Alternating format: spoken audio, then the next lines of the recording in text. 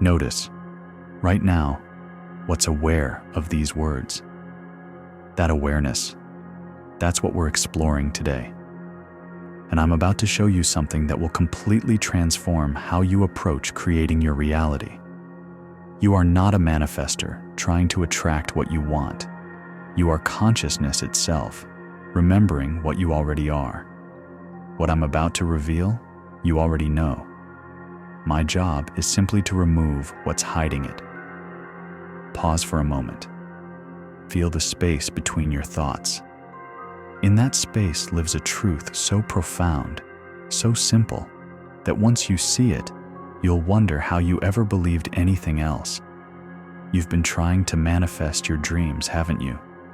Visualizing, affirming, setting intentions, raising your vibration. And sometimes it works, but mostly it feels like pushing water uphill. There's this constant effort, this seeking, this sense that what you want is somewhere out there, waiting to be attracted into your experience. I spent 15 years on this path, 15 years of vision boards and gratitude journals, of trying to align my energy and overcome my limiting beliefs. I studied with teachers in India, spent months in silence at meditation retreats, consumed every manifestation program available. And yes, I had successes. But there was always this underlying tension, this exhausting sense of having to maintain the right vibration, the right thoughts, the right beliefs. My breakthrough came during a particularly frustrating period. I'd been trying to manifest the same thing for 2 years with no results. Sitting in meditation one morning, completely defeated, I heard my teacher's voice. Stop trying to become what you already are. In that moment, something clicked. Not clicked, dissolved. The entire framework of manifestation as acquisition, as bringing something from outside into my experience, revealed itself as a fundamental misunderstanding of how reality actually works. If you're hearing this, you're ready. The spiritual path doesn't present teachings until the student can receive them. And what you're about to receive isn't another manifestation technique. It's a complete paradigm shift that makes manifestation obsolete. Take a breath. Feel your body. Notice the space around you. We're about to go deep.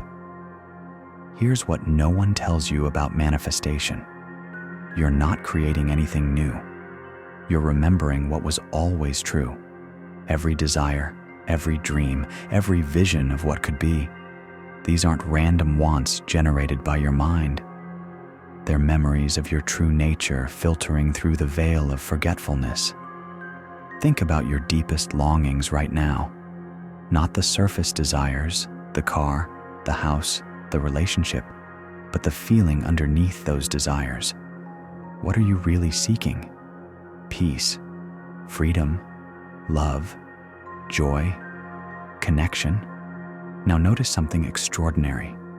You already know these states intimately. You wouldn't recognize peace if you encountered it unless you'd already experienced it. You wouldn't long for love unless love was already part of your essential nature. You wouldn't seek freedom unless you had some reference point for what freedom feels like. This is the great secret hidden in plain sight. Your desires are breadcrumbs leading you back home to yourself. But here's where it gets revolutionary. What if I told you that the peace you're seeking isn't something you need to create or attract? It's what you are when all the noise stops.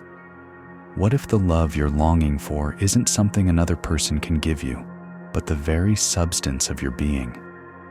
What if the freedom you're chasing isn't dependent on external circumstances, but is your natural state when you stop believing the thoughts that imprison you? This isn't philosophy. This isn't positive thinking. This is direct recognition of what's actually true.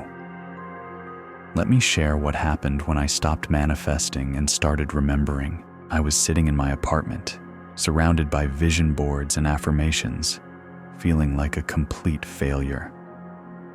3 years of dedicated manifestation practice, and my life looked exactly the same. Worse, actually.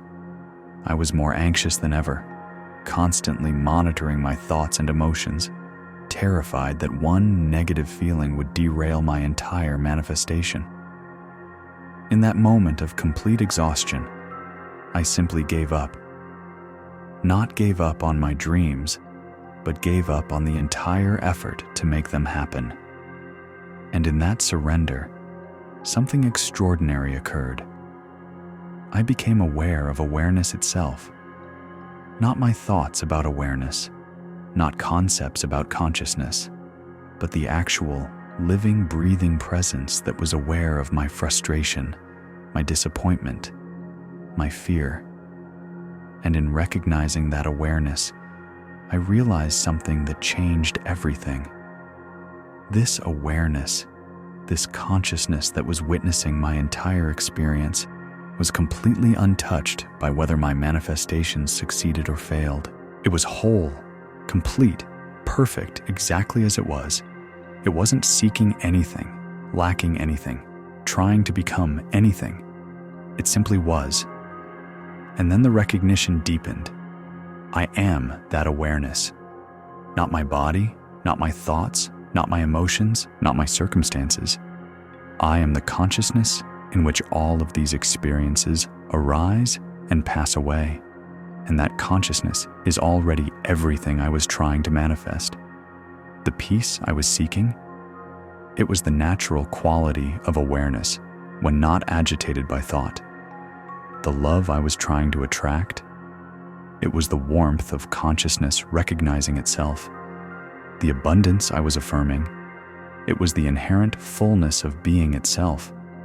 The freedom I was visualizing, it was my true nature when not bound by identification with temporary experiences. In that moment, I understood why manifestation had felt so effortful and inconsistent. I was trying to give myself what I already had. I was like someone wearing glasses searching frantically for their glasses. But here's what's even more beautiful. When you recognize what you truly are, when you remember your essential nature, the things you thought you needed to manifest begin appearing effortlessly in your experience. Not because you're trying to attract them, but because they're natural expressions of who you are. The relationship you were trying to manifest, it shows up because you've stopped seeking completion outside yourself and have become naturally attractive to others who recognize wholeness. The career you were visualizing, it emerges because you're no longer operating from lack and desperation, but from inspiration and authentic expression. The financial abundance you were affirming, it flows because you've stopped believing in scarcity and started operating from the recognition of infinite creative potential. This isn't magical thinking. This is how consciousness works when it's no longer fighting against itself. But let me be clear about something. This isn't about becoming special or enlightened. This isn't about reaching some elevated state that makes you different from everyone else. This is about recognizing what you already are beneath all the stories, beliefs, and identities you've accumulated. Right now, as you listen to these words, there's an awareness present that's completely ordinary and completely extraordinary at the same time. It's aware of the sound of my voice, aware of any thoughts arising, aware of sensations in your body, aware of the space around you. This awareness isn't personal. It's not yours or mine. It's the one consciousness appearing as the entire universe, recognizing itself through countless perspectives. And here's the revolutionary part. This consciousness isn't neutral or empty. It has qualities, inherent qualities that we've been trying to manifest as external experiences. Love isn't something consciousness experiences. Love is what consciousness is when it recognizes itself in another form. Peace isn't something consciousness achieves. Peace is consciousness at rest, undisturbed by the movement of thoughts and emotions. Joy isn't something consciousness attains. Joy is consciousness delighting in its own creative power. Abundance isn't something consciousness accumulates. Abundance is consciousness recognizing its infinite nature. These aren't poetic metaphors. These are direct descriptions of what you'll discover when you stop looking outside for what was never missing inside. So how do you make this shift from manifesting to remembering? How do you move from effort to recognition, from seeking to being? The first step is to understand why manifesting feels so difficult in the first place. Traditional manifestation teaching tells you that you're a separate being in a universe of separate objects, and through the power of your thoughts and emotions, you can attract certain objects and experiences into your personal reality. This model assumes separation as fundamental. There's you, there's what you want, and there's a gap between them that must be bridged through proper technique. But what if separation is the illusion, not the truth? What if there's only one consciousness appearing as infinite forms, and what you're calling you and what you're calling your desire are both movements within this one consciousness? What if manifestation isn't about bridging a gap between you and what you want, but about recognizing that you and what you want are already unified in consciousness itself? This recognition changes everything. When you try to manifest from separation, you're operating from the belief that you lack something essential. This belief in lack creates the very resistance that makes manifestation difficult. You're simultaneously affirming what you want and confirming that you don't have it.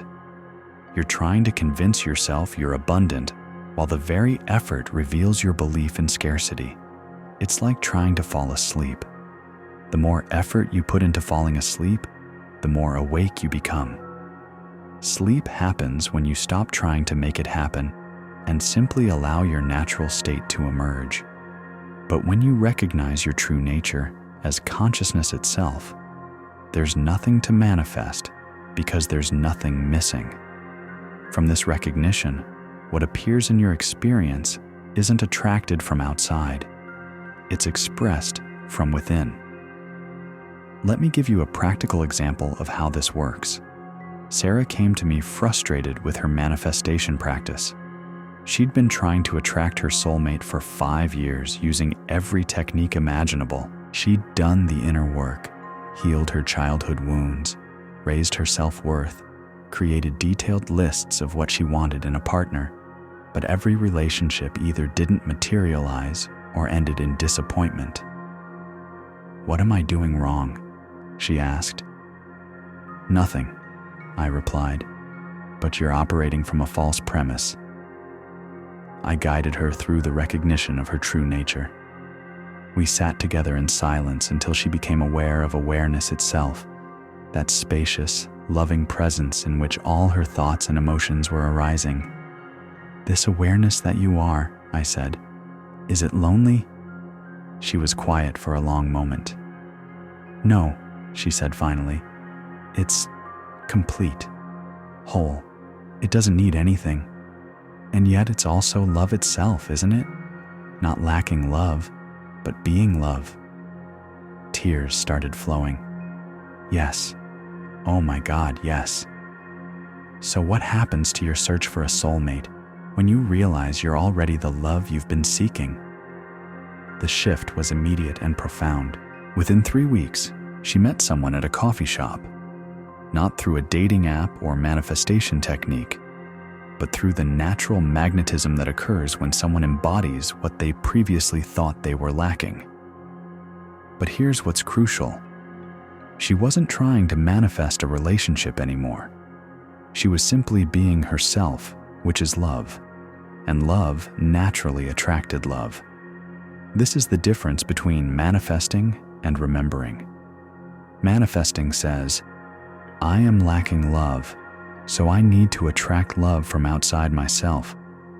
Remembering says, "I am love itself, so love naturally expresses through my experience." Can you feel the difference? One is effortful and desperate. The other is natural and inevitable. This principle applies to every area of your life. You don't manifest abundance. You remember that consciousness itself is inherently abundant, infinitely creative, lacking nothing. From this remembrance, abundance flows as naturally as water flows downhill. You don't manifest health. You recognize that consciousness is inherently whole, and this recognition allows the body's natural healing intelligence to function without interference from stress, fear, and resistance. You don't manifest success. You embody the creative power of consciousness itself, and success becomes a natural byproduct of authentic expression rather than effortful striving. You don't manifest peace. You realize you are the peace in which all experiences arise and pass away. But I want to address something crucial here. This doesn't mean you become passive or stop taking inspired action. Recognizing your true nature doesn't make you a spiritual blob floating through life waiting for things to happen. Actually, the opposite occurs. When you're no longer operating from lack and desperation, when you're no longer trying to prove or acquire or become, you become incredibly effective in the world. You take action from inspiration rather than desperation, from love rather than fear, from wholeness rather than neediness. The actions you take are aligned with your deepest truth rather than your surface anxieties. You make decisions from clarity rather than confusion, from trust rather than control. And because your actions are emerging from this deeper place, they carry a power and precision that effortful manifestation can never match. Let me share another story that illustrates this perfectly. Marcus was a struggling entrepreneur who'd been trying to manifest financial success for years. He'd visualized his dream business, affirmed abundance daily, worked with manifestation coaches, and even done plant medicine ceremonies focused on releasing money blocks. Despite all this effort, his business remained stagnant, and he was drowning in debt. During one of our sessions, I asked him a simple question. What would you do if you already had all the money you're trying to manifest? I'd start the nonprofit I've always dreamed of, he said without hesitation. I'd help underprivileged kids learn entrepreneurship skills. And you can't do that now because, he paused, because I need money first, because I need to be successful first, because I need to prove I can make it in business myself before I can teach others. So you're waiting to be who you truly are until you manifest the external validation that you think will give you permission to be who you truly are? The recognition hit him like lightning.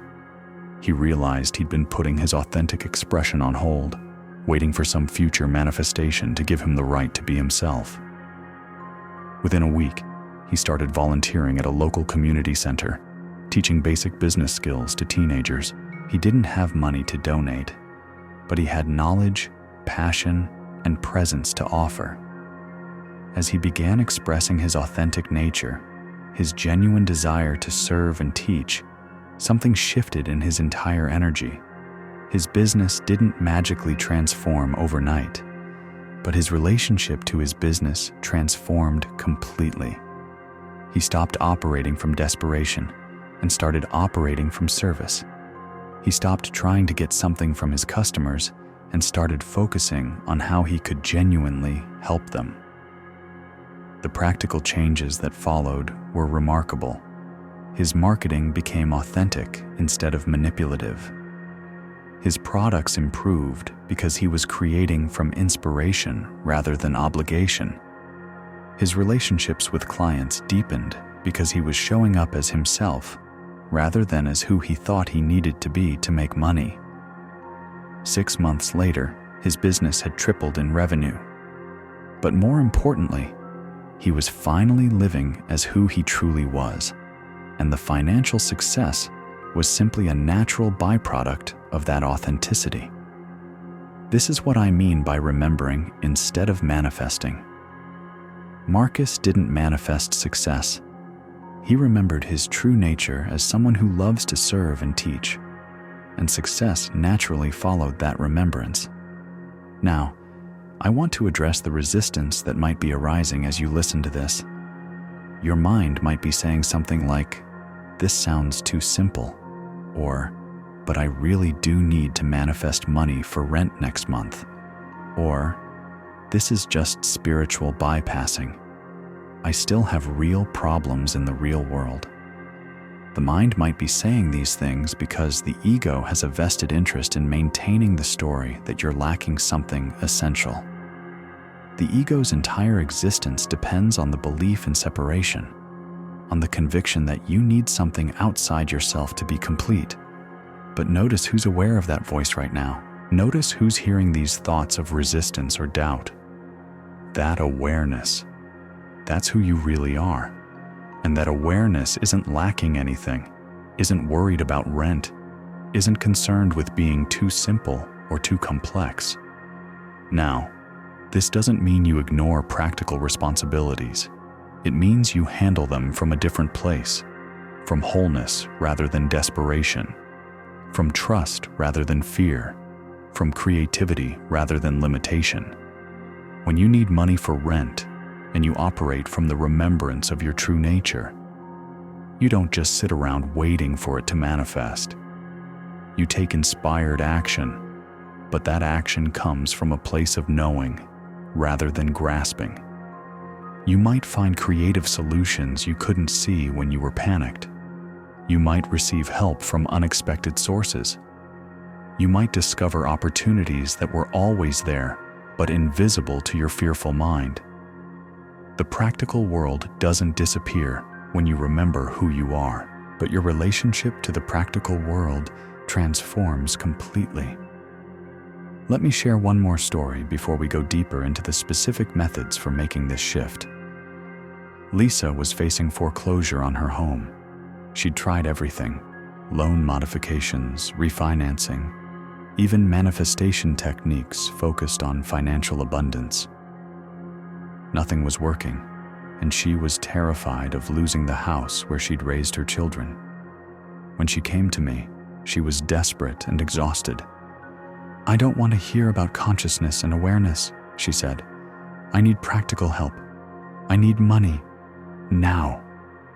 I understood her desperation, but I also knew that operating from that desperation was precisely what was keeping solutions invisible to her.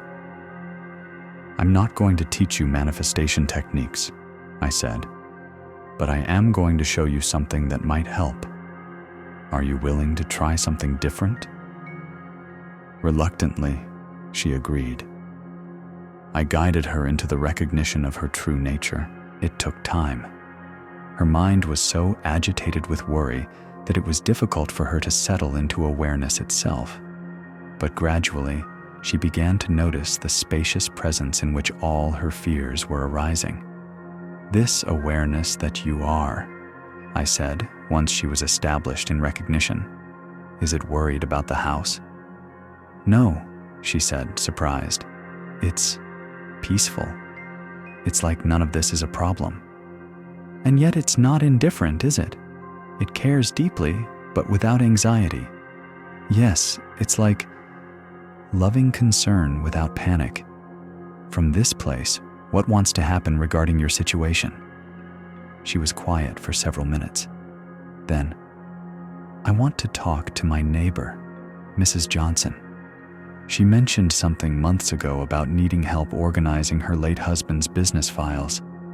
I ignored it because I was so focused on my own problems, but 3 hours later, Lisa was sitting in Mrs. Johnson's living room, learning about a part-time bookkeeping position that would provide exactly enough income to save her house. Mrs. Johnson had been looking for someone trustworthy for months, but hadn't known how to find the right person. "The solution was there all along," Lisa told me later. "But I couldn't see it because I was so busy panicking and trying to force something to happen." This is what remembering looks like in practice. When you stop operating from lack and desperation, when you rest in the recognition of your true nature as consciousness itself, you become available to solutions and opportunities that were invisible to your worried mind. You don't manifest solutions. You become clear enough to see the solutions that consciousness is already providing. But let's go even deeper. Because what I've shared so far is just the beginning of this profound shift from manifesting to remembering. The deepest recognition is that there is no separate you trying to manifest anything for another separate you.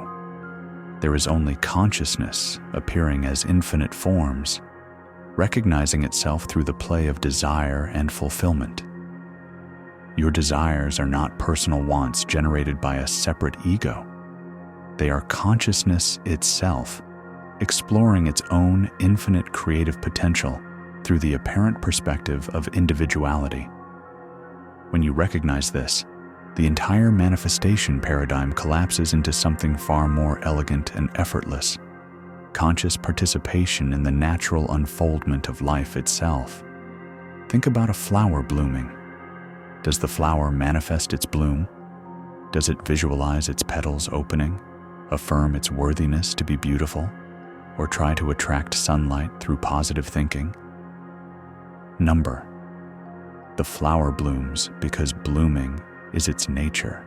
The intelligence that creates the flower is the same intelligence that opens it at precisely the right moment, in precisely the right way, with no effort or resistance. You are that same intelligence, appearing as a human being with desires that are actually evolutionary impulses guiding you toward your fullest expression. Your desire for love is evolution calling you to recognize your true nature as love itself. Your desire for abundance is evolution inviting you to discover your inherent wholeness and creative power. Your desire for freedom is evolution beckoning you to remember that you are the unlimited consciousness in which all experiences arise. Your desire for purpose is evolution urging you to express the unique way that consciousness wants to know itself through your particular perspective. When you align with this understanding, what you used to call manifestation becomes conscious evolution. You're not trying to get something from life. You're allowing life to express its deepest potentials through you. This shift changes everything about how you approach your dreams and desires. Instead of trying to manifest the perfect relationship, you ask, how does love want to express itself through me?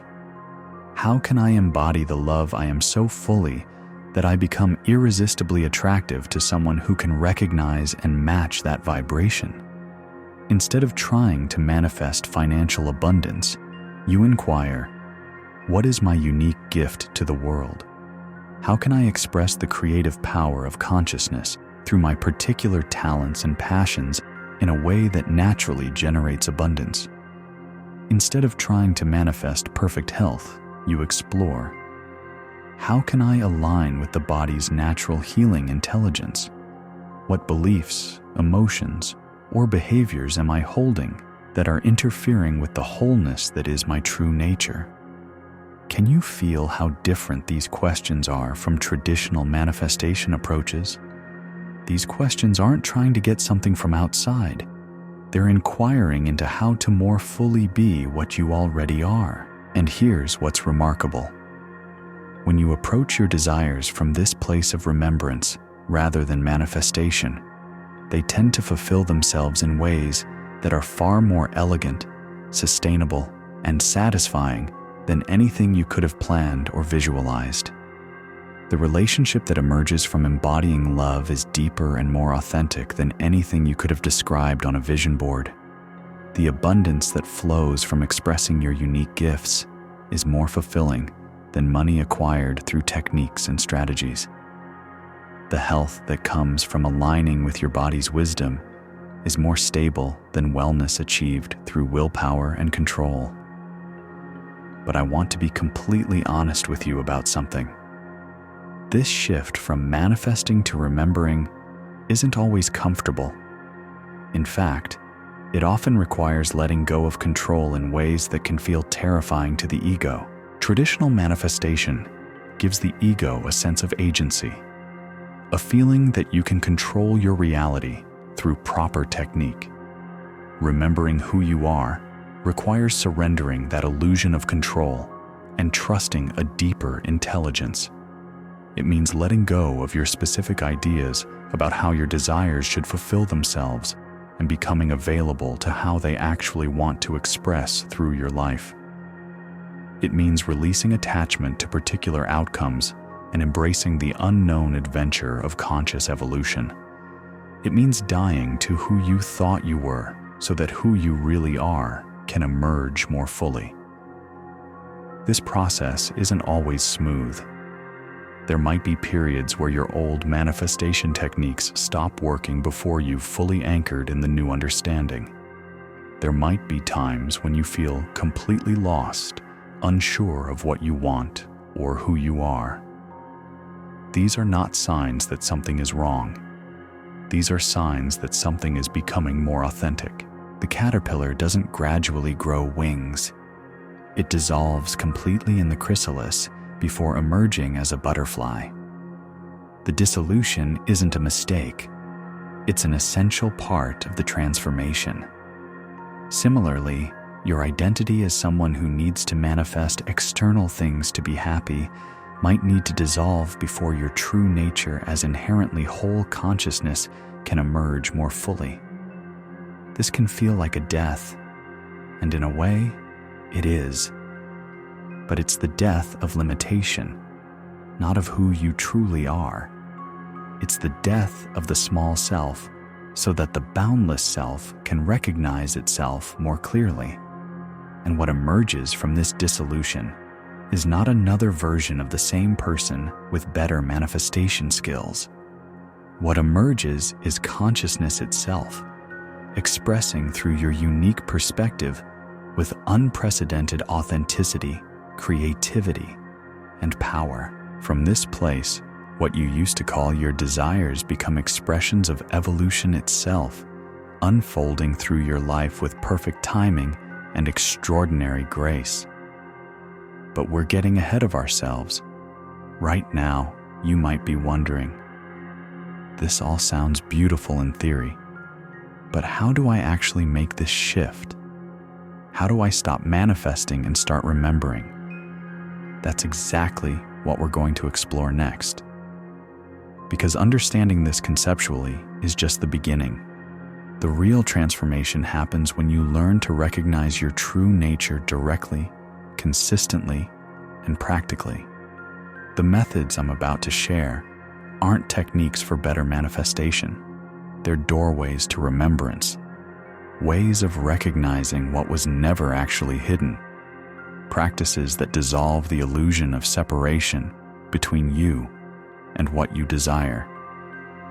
Some of these methods might seem familiar if you've studied spiritual teachings before, but I want you to approach them with fresh eyes, because we're not using them to achieve some future state of enlightenment.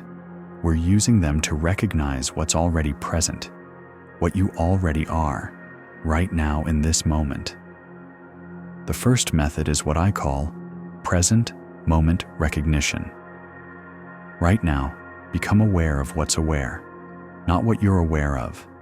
The sounds, sensations, thoughts, emotions, but the awareness itself in which all of these experiences are arising. This awareness isn't located anywhere in particular. It's not in your head or in your body. It's the spacious presence in which your entire experience is appearing, including your sense of having a head and body. Rest your attention in this awareness. Don't try to understand it or describe it. Just be it. Because you are it. You are the awareness that's aware of being aware. Now, from this place of resting as awareness itself, notice the quality of this presence. Is it lacking anything? Is it seeking anything? Is it worried about manifestation? Or afraid that your desires won't fulfill? If you're truly resting as awareness itself, you'll notice that this presence is inherently peaceful, inherently whole, inherently complete. It doesn't need anything to be different. It's not trying to become anything other than what it is. This is your true nature. This is what you are beneath all the stories about being someone who needs to manifest things to be happy. And here's the key insight. Every desire you've ever had is actually a call to remember this. Every manifestation technique you've ever tried is an attempt to return to this natural state of wholeness. But you don't have to return to it because you never left it. You only forgot it temporarily while you were believing thoughts that suggested otherwise. So the first step in shifting from manifesting to remembering is simply to recognize what you already are, again and again, until this recognition becomes more familiar than the story of being someone who lacks something essential. Practice this throughout your day. Set reminders on your phone if necessary. Every hour, pause and ask, what's aware right now? Then rest as that awareness for even just 30 seconds. Don't turn this into another spiritual technique you're using to achieve something. Simply recognize what's already present. You're not trying to get into a particular state. You're noticing the stateless state that's always already here. As you become more familiar with your true nature as awareness itself, something profound begins to shift in your relationship to your desires and dreams. You realize that what you've been seeking through manifestation, peace, love, joy, freedom, abundance, are not future acquisitions, but present recognitions. They are qualities of consciousness itself, which is what you are. This recognition naturally begins to transform how these qualities express through your human experience, not because you're trying to make something happen, but because you're no longer blocking what wants to happen naturally. When you recognize yourself as love itself, loving relationships begin appearing in your experience, not because you're attracting them from outside, but because love naturally recognizes and draws to itself its own nature. When you know yourself as inherently abundant consciousness, financial abundance begins flowing more easily, not because you've changed some external vibration, but because you've stopped operating from the scarcity that was creating resistance to natural abundance. When you remember yourself as the peace in which all experiences arise, peaceful circumstances begin reflecting this inner recognition, not through magical law of attraction, but through the practical changes that naturally occur when you stop creating drama and chaos through resistance and reactivity. This is how remembering works. You don't create new external conditions. You recognize what's already true internally, and external conditions naturally align with this recognition. But there's another crucial method for making this shift that we need to explore: desire inquiry. Instead of trying to manifest your desires, you're going to investigate them more deeply. You're going to discover what you're actually seeking underneath the surface appearance of wanting particular things. Let's try this right now with one of your current desires. Think of something you've been trying to manifest: a relationship, career change, financial goal, health improvement, whatever feels most relevant. Now, instead of visualizing having this thing or affirming that it's coming to you, ask yourself, what do I think having this will give me? What feeling or experience am I actually seeking? Be honest. Go deeper than the surface answer. If it's a relationship, you might initially say you want companionship, but what do you think companionship will give you? Maybe security. What will security give you? Perhaps peace of mind. What will peace of mind give you? The ability to finally relax and just be yourself. Keep going deeper until you arrive at a fundamental quality of being: love, peace, joy, freedom, wholeness, safety, creative expression, authentic connection. Now here's the powerful question. Can I allow myself to experience this quality right now without needing the external manifestation first? This isn't about positive thinking or pretending you already have what you want. This is about recognizing that the essential quality you're seeking is actually available right now as an aspect of your true nature. If you're seeking peace through financial security, can you access the peace that's always present in awareness itself, regardless of your bank balance?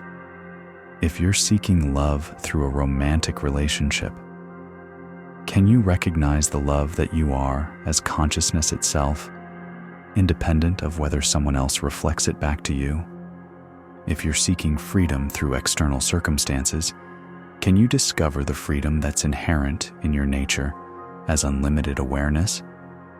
This inquiry isn't meant to diminish your desires or convince you that you don't need external things to change. It's meant to reveal that what you're truly seeking was never actually missing. When you discover this, when you access peace without external security, love without external validation, freedom without external permission, something remarkable happens. You stop operating from desperation and start operating from wholeness. You stop grasping and start flowing. You stop trying to get something from life and start giving your authentic gifts to life. And from this place of giving rather than getting, of expressing rather than acquiring, the external manifestations often appear with surprising ease and perfect timing. But they appear as byproducts of authenticity rather than goals of manipulation. They arise as natural expressions of who you are rather than acquisitions meant to complete who you think you should become. This is the difference between manifesting from lack and remembering from wholeness. One is effortful and inconsistent. The other is natural and inevitable. But there's a third method that's crucial for this transformation, and it's perhaps the most practical of all: living from essence. This is where we move from understanding these principles conceptually to embodying them in your daily life, because the real test of spiritual realization isn't what happens during meditation. It's how you show up in the grocery store, at work, in traffic, during conflict. Living from essence means making decisions from your deepest truth rather than from your surface fears and desires. It means asking different questions when you're faced with choices. Instead of, "What will get me what I want?" you ask, "What is the most authentic expression of who I am in this situation?" Instead of, "How can I manipulate this outcome?" you inquire, "How can I serve the highest good while honoring my truth?" Instead of, "What's the safest choice?" you explore, "What choice would I make if I knew I was supported by the intelligence of life itself?" These aren't just different questions. They're questions from a completely different identity. The first set comes from someone who believes they're a separate being trying to get something from a hostile or indifferent universe. The second set comes from someone who knows they are consciousness itself, collaborating with life rather than fighting against it. Let me share how this worked in my own life. 3 years ago, I was offered a lucrative consulting contract that would have doubled my income overnight. On paper, it was exactly what I'd been trying to manifest: financial abundance, recognition in my field, security for my family. But when I sat quietly with the offer, something felt off. From the old manifesting mindset, I would have said yes immediately. Here was my manifestation showing up. Who was I to question it? But I'd learned to check in with a deeper intelligence. So I asked, "Is this aligned with who I truly am and how I want to serve?" The answer was clear. No. The work wasn't inherently wrong, but it wasn't my work. It would require me to spend months focused on something that didn't inspire me, working with people whose values didn't align with mine, expressing a version of myself that felt hollow and performative. Turning down that contract felt terrifying to my ego. "You're sabotaging your manifestation," it screamed. "You'll never get another opportunity like this." But I'd learned to trust the intelligence of consciousness over the panic of the ego. So I declined. Within 2 weeks, I received an invitation to lead a retreat that became the foundation for everything I do now. The financial compensation was less than the consulting contract would have been, but the fulfillment was beyond anything money could provide. And that retreat led to opportunities that were far more abundant, both financially and spiritually, than anything I could have planned. More importantly, I was finally living as who I actually am, rather than who I thought I needed to be to get what I wanted. This is living from essence. This is what it looks like to trust the intelligence of life rather than the calculations of the mind. But I want to address something crucial here.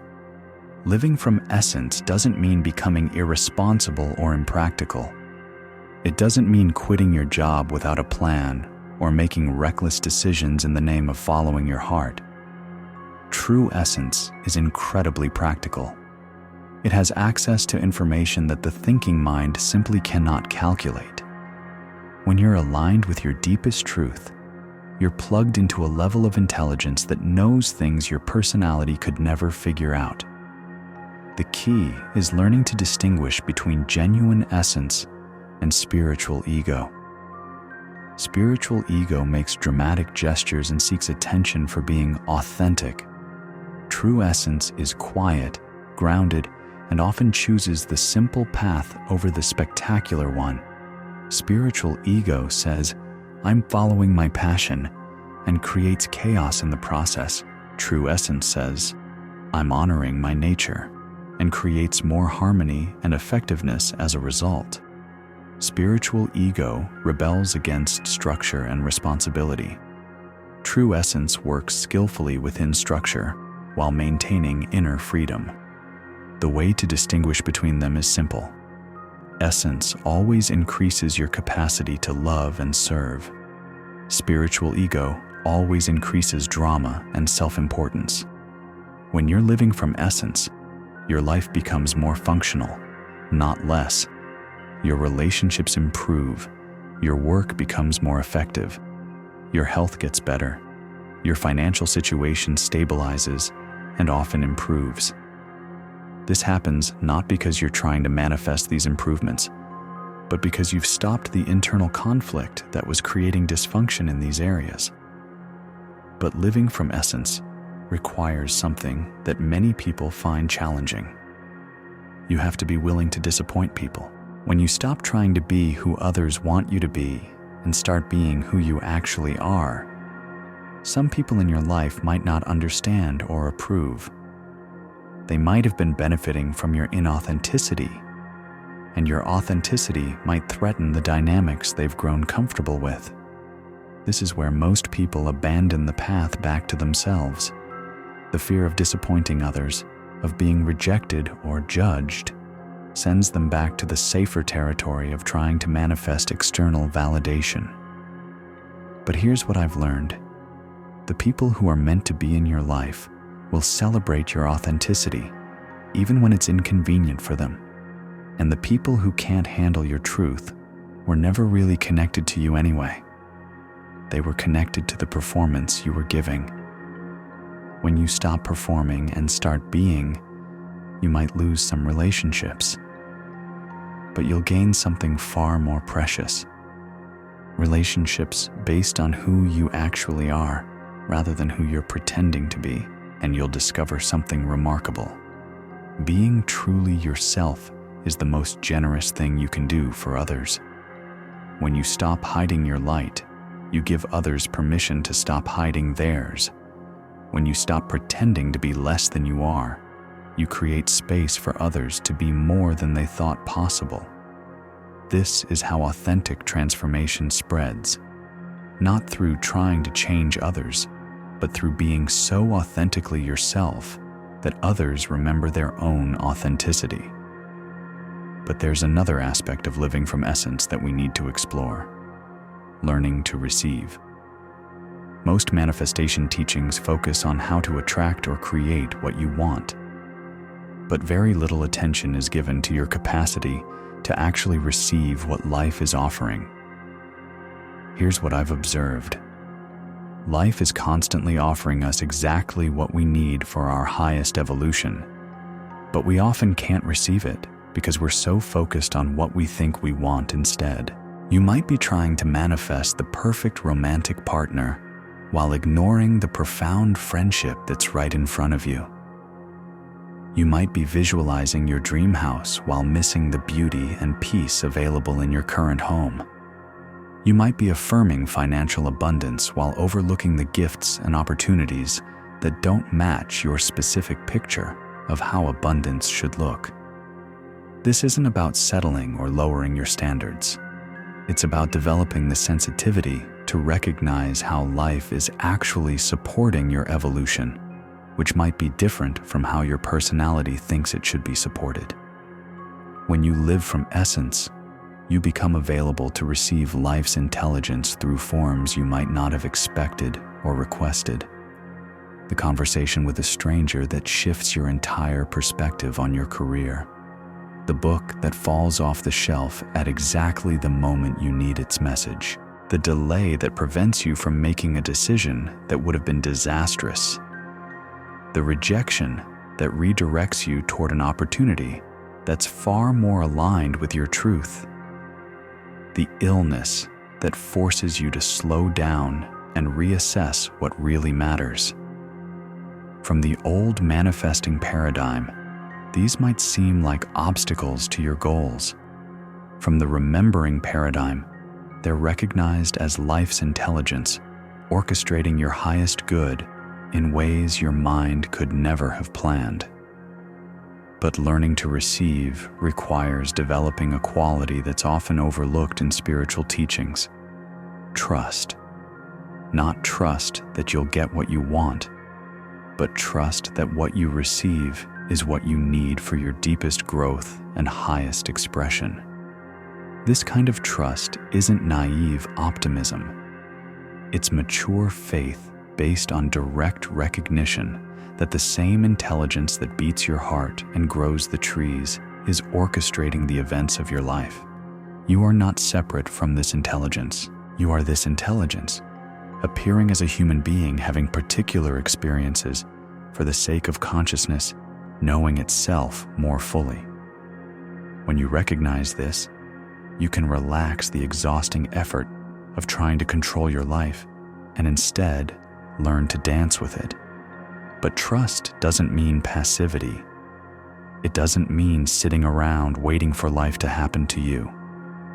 True trust is incredibly active. It's actively participating in the unknown, actively saying yes to what life is presenting, actively expressing your gifts without attachment to how they'll be received. It's the difference between forcing a dance and flowing with a dance. In both cases, you're moving, but one is struggle and the other is grace. Let me tell you about Rebecca, a woman who embodies this principle beautifully. Rebecca had been trying to manifest success as an artist for over a decade. She'd done vision boards, visualizations, energy clearings, everything she could think of, but her art wasn't selling, galleries weren't interested, and she was questioning whether she should give up her dream. When we started working together, I asked her a simple question. Are you making art because you're an artist? Or are you making art to become a successful artist? She was quiet for a long time. I think I've been making art to prove that I'm an artist, to prove that I'm worthy of being called an artist. And how does that feel when you're creating? Desperate. Like every piece has to be perfect, has to be the one that finally gets me recognized. There's no joy in it anymore. We worked together to help her remember why she'd started creating in the first place. not for success or recognition, but because creating was how her soul expressed itself.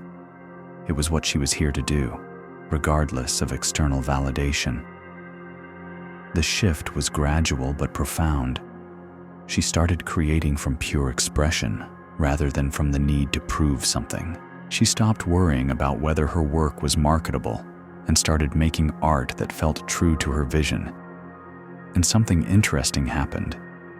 Her work became more powerful, more unique, more compelling. Not because she was trying to make it better, but because she was finally letting it be authentic. But here's what's really beautiful. She also stopped caring as much about whether it sold. She was getting so much fulfillment from the creative process itself that external success became secondary. Within 6 months, her work started getting noticed. Not because she was trying to get noticed, but because authentic expression has a magnetism that manufactured art simply cannot match. Today, Rebecca has a thriving art practice, but more importantly, she's living as who she truly is. The external success is wonderful, but it's not what makes her happy anymore. She's happy because she's finally being herself. This is what happens when you stop trying to manifest outcomes and start expressing your essence. The outcomes often show up, but they show up as natural consequences of authenticity rather than goals achieved through effort. But there's something even more profound that happens when you make this shift, something that most manifestation teachings never touch on. You start to see that you and your life are not separate things. In the old paradigm, there's you and there's your life, and you're trying to use manifestation techniques to get your life to be the way you want it to be. You're the subject trying to manipulate the object. But when you remember what you truly are, you realize that you and your life are movements of the same consciousness. Your desires aren't separate from you having them. Your experiences aren't happening to you. They're happening as you. You are not in your life. You are your life. You are not having experiences. You are experience itself, knowing itself through the apparent perspective of individuality. This recognition dissolves the entire framework of manifestation because there's no longer a separate someone trying to get something from somewhere else. There's only consciousness exploring its own infinite creativity through the play of seeming to be separate beings with desires and their fulfillment. From this perspective, your desires aren't problems to be solved through manifestation techniques. They're invitations from consciousness itself to explore new dimensions of its own nature. Your desire for love is consciousness wanting to know itself more deeply as love through your particular perspective.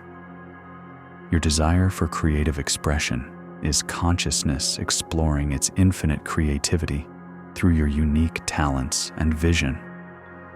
Your desire for freedom is consciousness investigating the boundless nature of its own being through your human experience. Your desire for abundance is consciousness discovering its inherent fullness through your relationship with material existence. When you see your desires this way, everything changes. You're no longer trying to satisfy a separate ego's wants. You're participating consciously in consciousness exploring itself. This participation requires a completely different approach than traditional manifestation. Instead of trying to force outcomes, you become curious about what wants to emerge through your life. Instead of visualizing specific results, you create space for the unknown to reveal itself. Instead of affirming what you want, you ask what wants to be expressed through you. Instead of raising your vibration to attract things, you align with the creative intelligence that you are. This alignment isn't something you do. It's something you allow by getting out of your own way. But getting out of your own way requires recognizing all the ways you've been standing in your own way. And this is where the work of remembering becomes very practical and sometimes challenging. You've spent years, maybe decades, building an identity based on being someone who lacks something essential. You've developed habits of thought, emotion, and behavior that reinforce this identity. These patterns don't disappear overnight just because you've had a spiritual insight. The work of remembering involves compassionately unwinding these patterns while gradually establishing yourself more and more firmly in the recognition of what you truly are. This isn't therapy, and it's not manifestation coaching. It's a process of conscious de-identification from limitation and conscious identification with your boundless nature. One of the most common patterns that needs to be unwound is what I call the achievement addiction. This is the belief that you need to accomplish, acquire, or become something in order to be worthy of love, peace, or happiness. Achievement addiction shows up in manifestation practices as the constant need to create bigger and better external results to prove your spiritual advancement. You might find yourself thinking, if this stuff really works, I should be manifesting everything I want by now. But this is just another form of the same pattern that was already creating suffering. The belief that your worth depends on external conditions.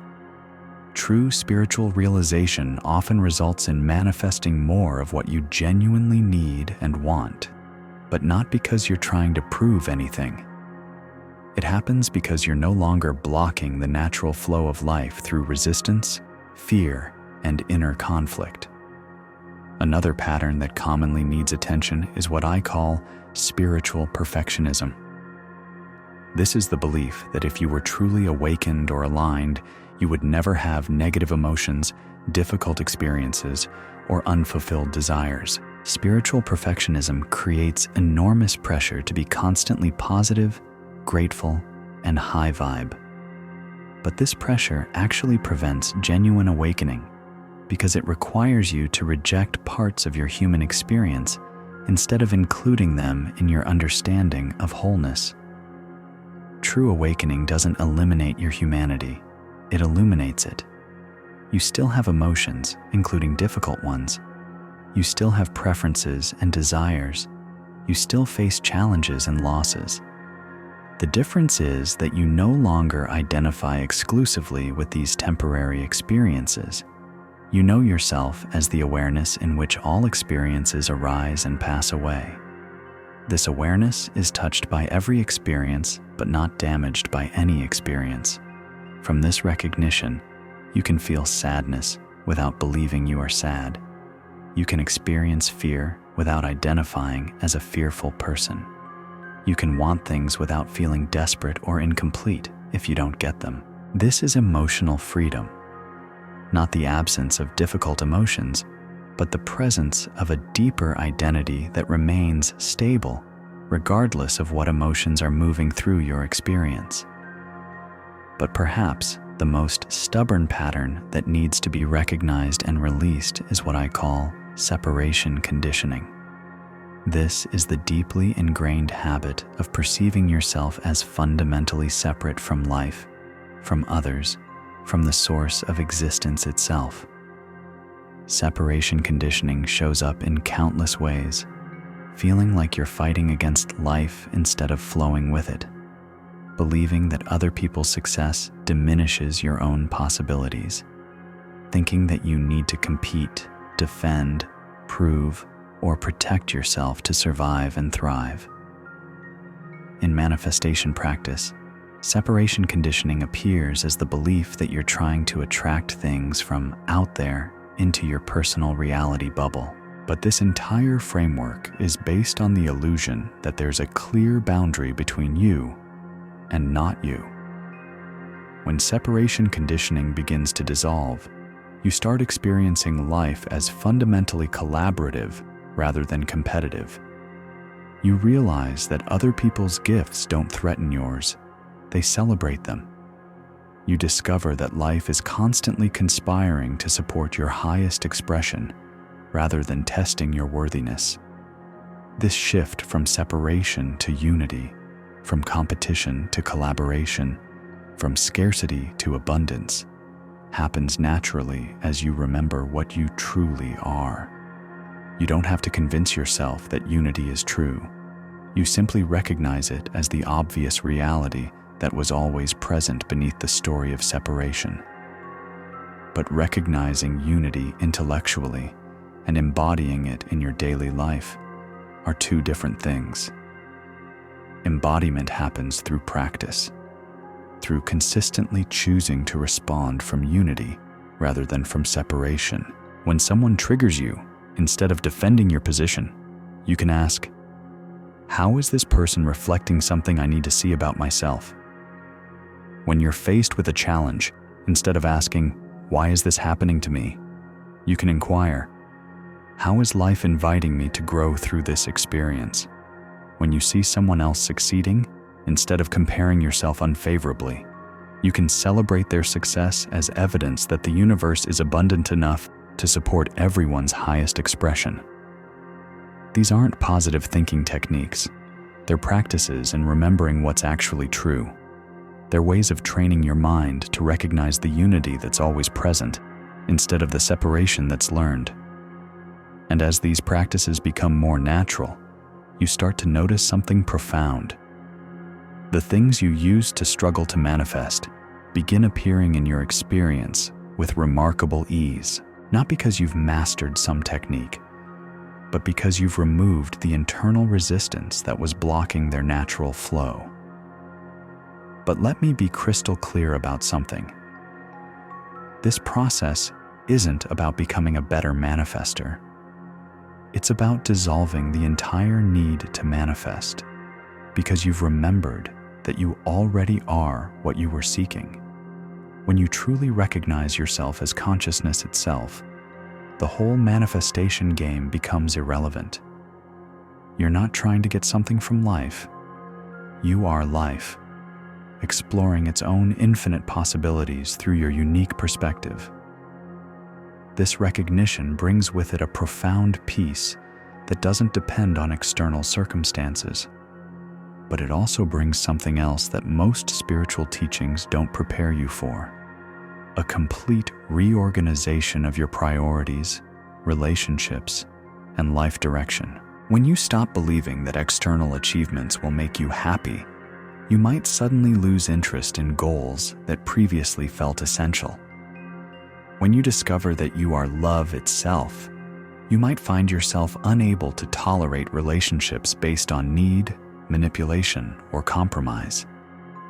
When you realize you are inherently abundant, you might make career choices that prioritize authentic expression over financial security.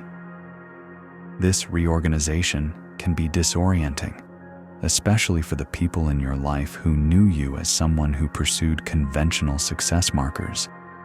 They might not understand why you're suddenly less interested in climbing the corporate ladder or accumulating material possessions.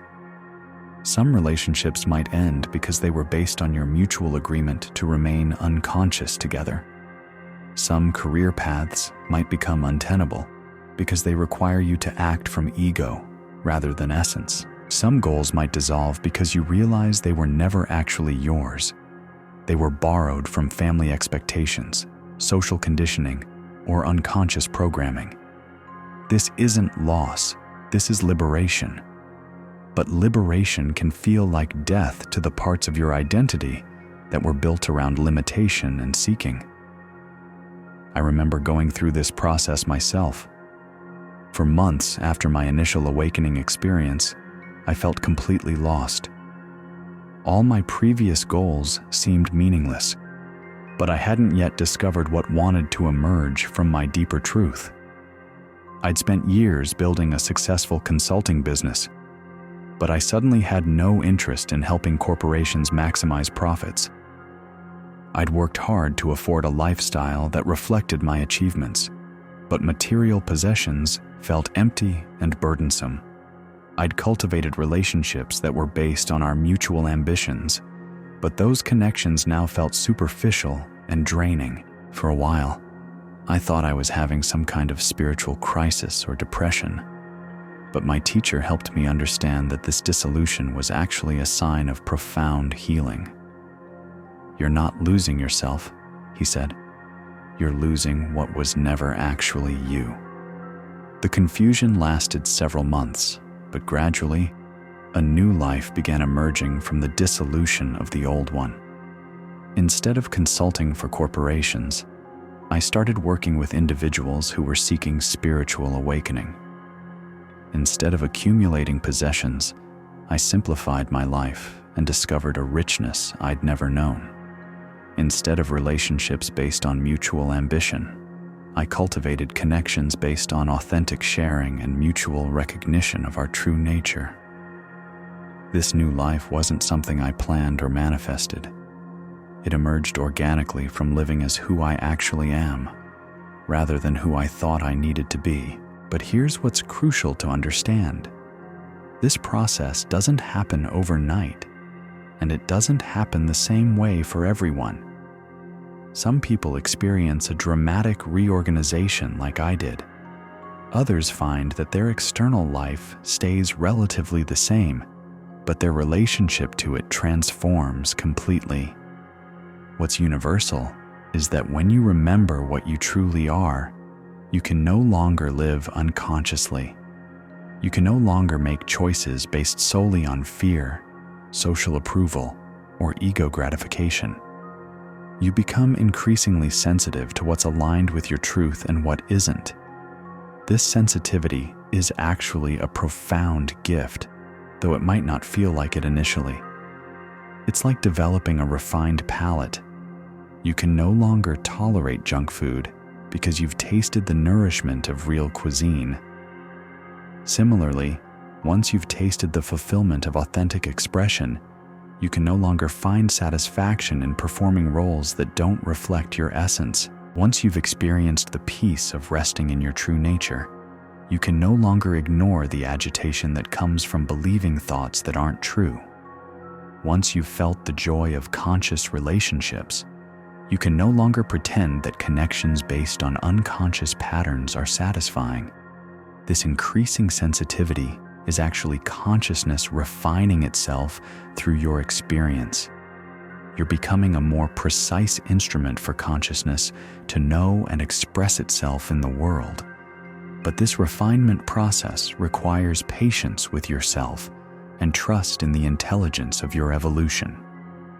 There will be times when you feel caught between worlds, no longer able to operate from your old patterns, but not yet established in new ones. During these transitional periods, it's crucial to remember that confusion is not a problem to be solved, but a natural part of the awakening process. When you don't know what you want or who you are, you're actually in perfect position to discover what wants to emerge through you. The key is to resist the temptation to rush back into old patterns of seeking and striving just because the unknown feels uncomfortable. The unknown is where all real transformation happens. The known is just repetition of what's already been experienced. Let me share a story about Michael, a client who exemplifies navigating this transitional space with grace.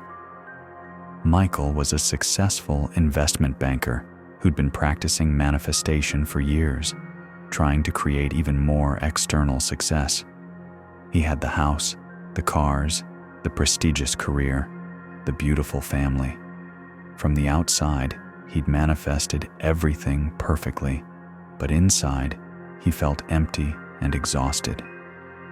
"I have everything I thought I wanted," he told me, "but I feel like I'm living someone else's life."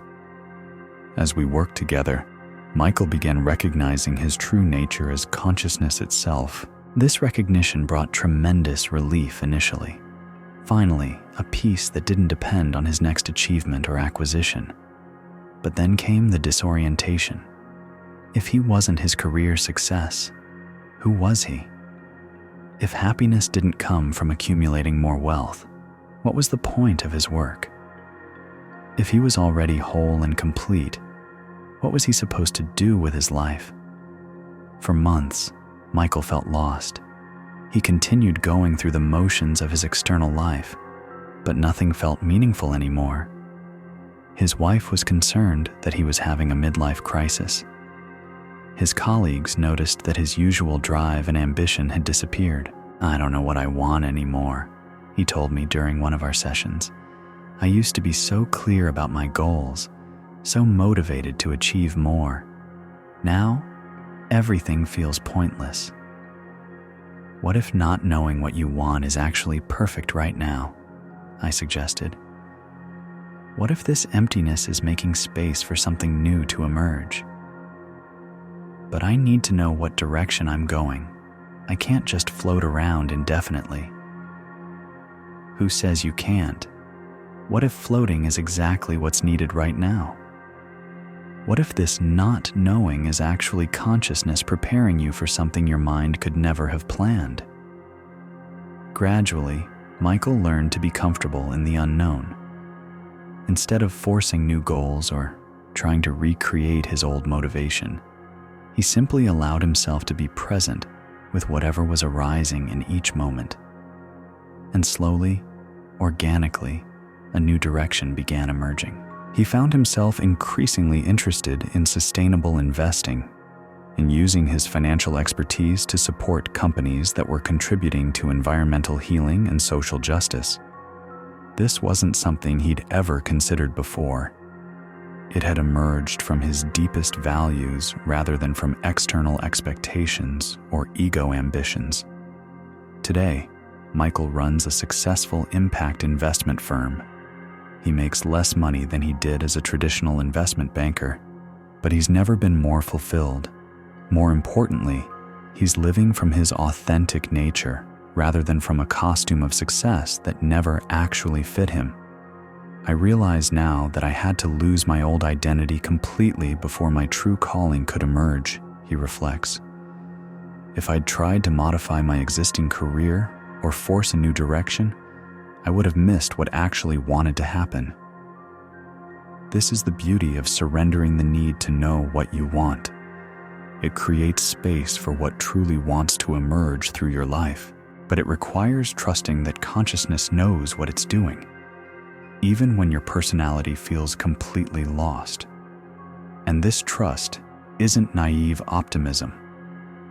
It's based on recognizing that the same intelligence that orchestrates the movement of galaxies and the growth of forests is also orchestrating your personal evolution. You are not separate from this intelligence. You are this intelligence, appearing as a human being, navigating a particular set of circumstances. When you recognize this, you can relax your desperate grip on trying to control your life, and instead, learn to dance with the evolutionary impulses that are already moving through you. But dancing with evolution requires developing a different relationship to uncertainty than most people are comfortable with. In our culture, not knowing is seen as a problem to be solved as quickly as possible. We're taught to make plans, set goals, create strategies, minimize risk. But consciousness evolution happens in the unknown. It emerges from the space between the thoughts, from the gaps in your plans, from the unexpected opportunities that arise when you're open enough to recognize them. Learning to be comfortable in not knowing is actually an advanced spiritual practice. It requires trusting something deeper than your thinking mind, something more intelligent than your personality's preferences and fears. This trust develops gradually through experience. Each time you allow yourself to rest in uncertainty and discover that you're supported, your capacity for trust deepens. Each time you make a decision from your essence rather than from your fear, and find that it leads to greater harmony, your confidence in consciousness intelligence grows. But I want to address something important. Learning to trust consciousness doesn't mean becoming passive or irresponsible. True trust is incredibly active. It's actively participating in the unknown, actively responding to what life presents, actively expressing your gifts without attachment to specific outcomes. It's the difference between a river flowing downhill and a stagnant pond. Both are forms of water, but one is dynamic and alive, while the other is static and stale. When you're truly trusting consciousness, your life becomes more dynamic, more responsive, more alive. You're not sitting around waiting for things to happen to you. You're actively engaging with whatever arises while remaining open to outcomes you couldn't have planned. This active trust expresses differently for each person based on their unique gifts and circumstances. For some, it means starting a business based on inspiration rather than market analysis. For others, it means having difficult conversations they've been avoiding. For some, it means moving to a new location without knowing exactly why. For others, it means staying exactly where they are, but engaging more fully with their current situation. The key is learning to distinguish between inspired action and ego action. Ego action comes from fear, lack, or the need to control outcomes. Inspired action comes from love, fullness, and trust in the intelligence of life itself. Inspired action often feels risky to the mind because it doesn't make logical sense based on past experience or conventional wisdom, but it feels absolutely right in your body and heart. There's a quality of inevitability to it, as if you couldn't possibly choose otherwise. Ego action might seem safer logically, but it feels forced or desperate in your body.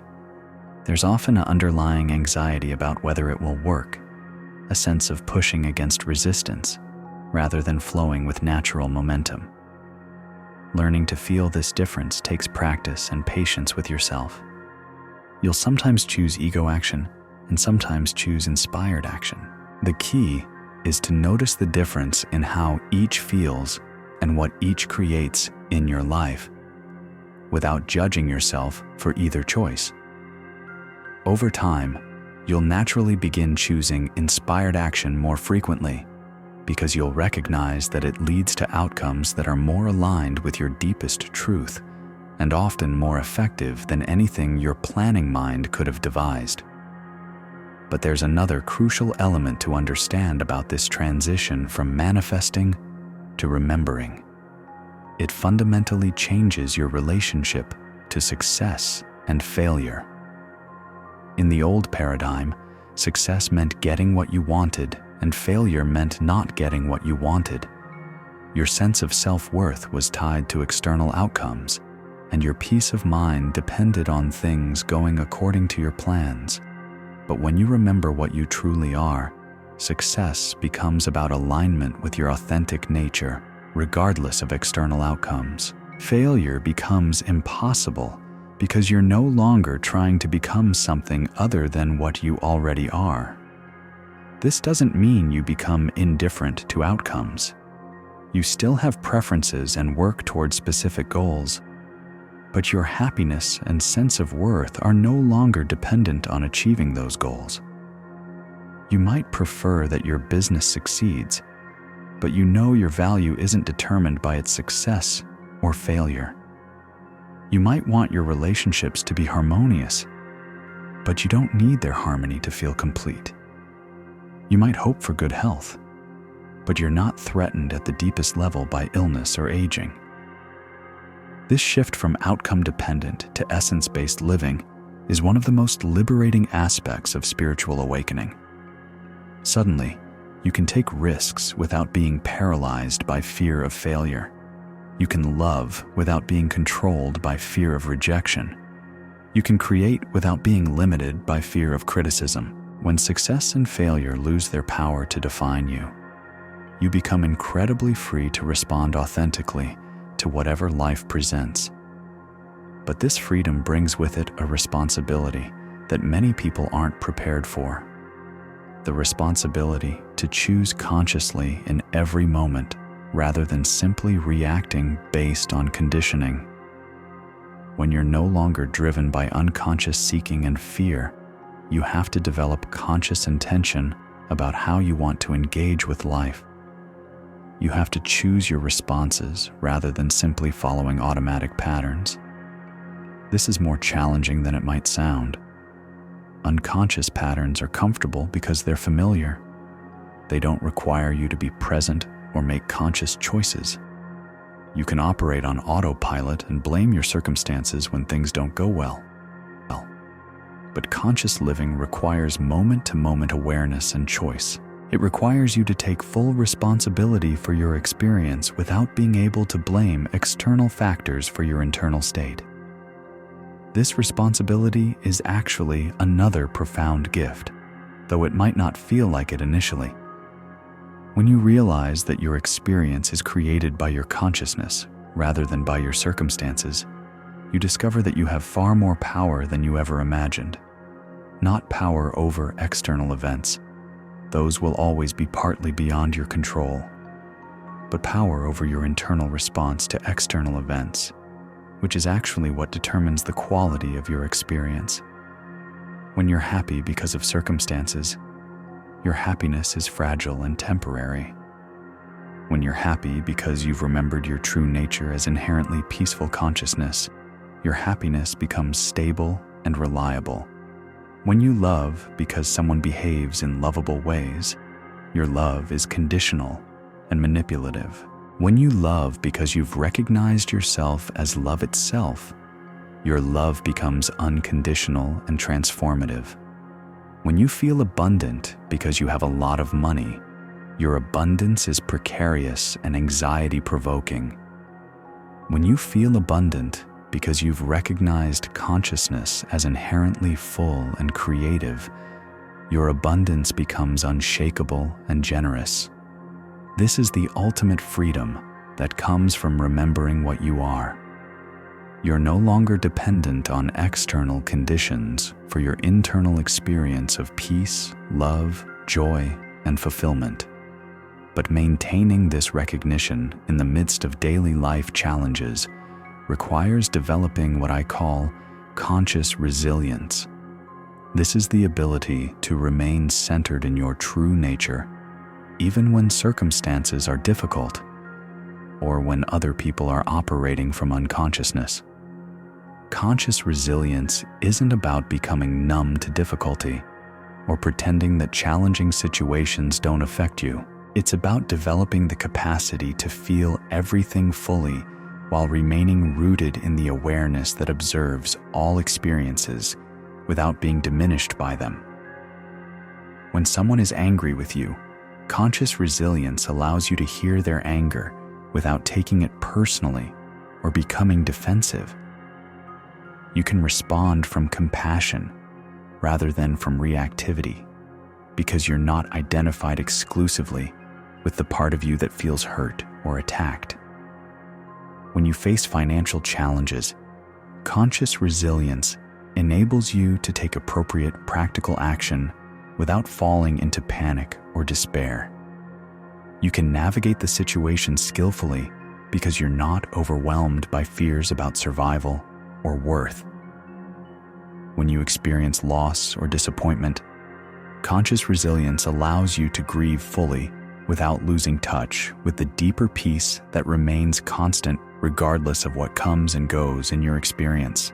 This resilience develops naturally as you become more established in the recognition of your true nature. But it can also be cultivated through specific practices that train your attention to rest in awareness rather than getting caught in the content of experience. One of the most powerful practices for developing conscious resilience is what I call identity checking. Throughout your day, especially during challenging moments, you simply ask, who is experiencing this right now? Not who in terms of your name or role, but who in terms of the essential awareness that's aware of whatever is arising.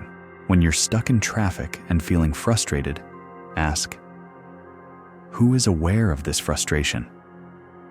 When you're having a difficult conversation and feeling defensive, inquire, Who is witnessing these defensive thoughts? When you're facing a challenging situation and feeling overwhelmed, check.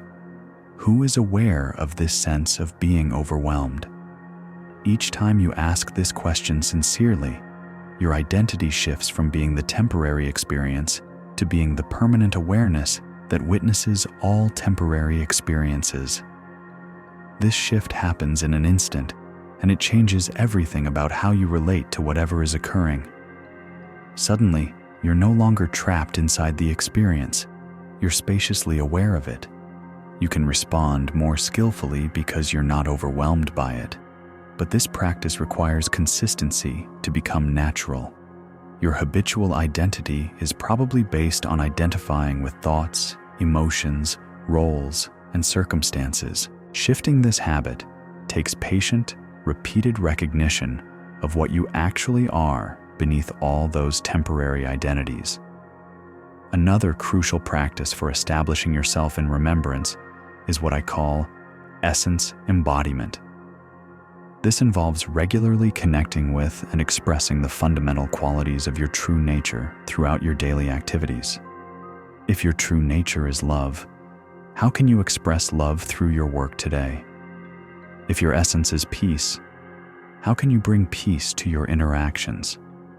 If you are inherently creative consciousness, how can you allow creativity to flow through your ordinary activities? If your nature is compassionate awareness, how can compassion inform your responses to others? This isn't about performing loving or peaceful behaviors to become a spiritual person.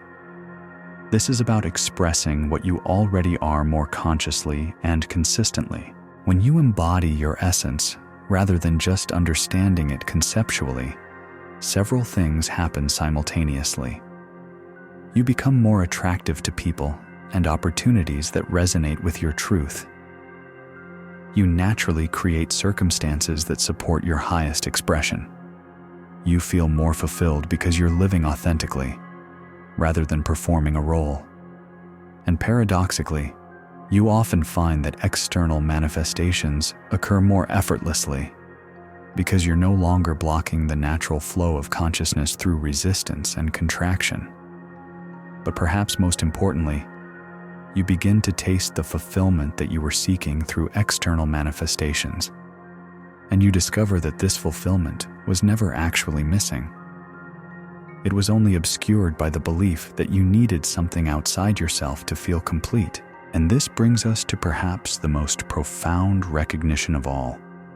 What you've been seeking through manifestation, that sense of deep fulfillment, unshakable peace, and causeless joy, is not something you can achieve or attract. It's what you are when all the seeking stops. Take a moment right now to notice this. Stop trying to get somewhere or become something, and simply be present with what's here. Feel the aliveness in your body. Notice the spacious awareness in which all your thoughts and sensations are arising. Rest in this presence without agenda or goal. In this resting, do you feel lacking? Is this awareness seeking anything or trying to improve itself? Can you find any actual problem with this moment when you're not believing stories about what should be different? This is your natural state. This is what you are beneath all the layers of conditioning that suggest you need something more to be happy. This is what remains when the entire manifestation game is seen through and released. But here's what's extraordinary. When you rest in this natural fulfillment, instead of seeking fulfillment through external achievements, the external world begins to mirror this internal recognition in ways that can seem almost magical. Not because you're using consciousness to manipulate reality, but because you are consciousness. And when consciousness recognizes itself clearly, its expressions naturally become more harmonious, beautiful, and aligned. Let me tell you about David, a man who discovered this truth in the most unexpected way. David had been a manifestation student for over 20 years. He'd read every book, attended every seminar, worked with the most renowned teachers. His home was filled with vision boards, crystals, and affirmation cards. He meditated daily, practiced gratitude religiously, and monitored his thoughts obsessively. And he'd had some successes.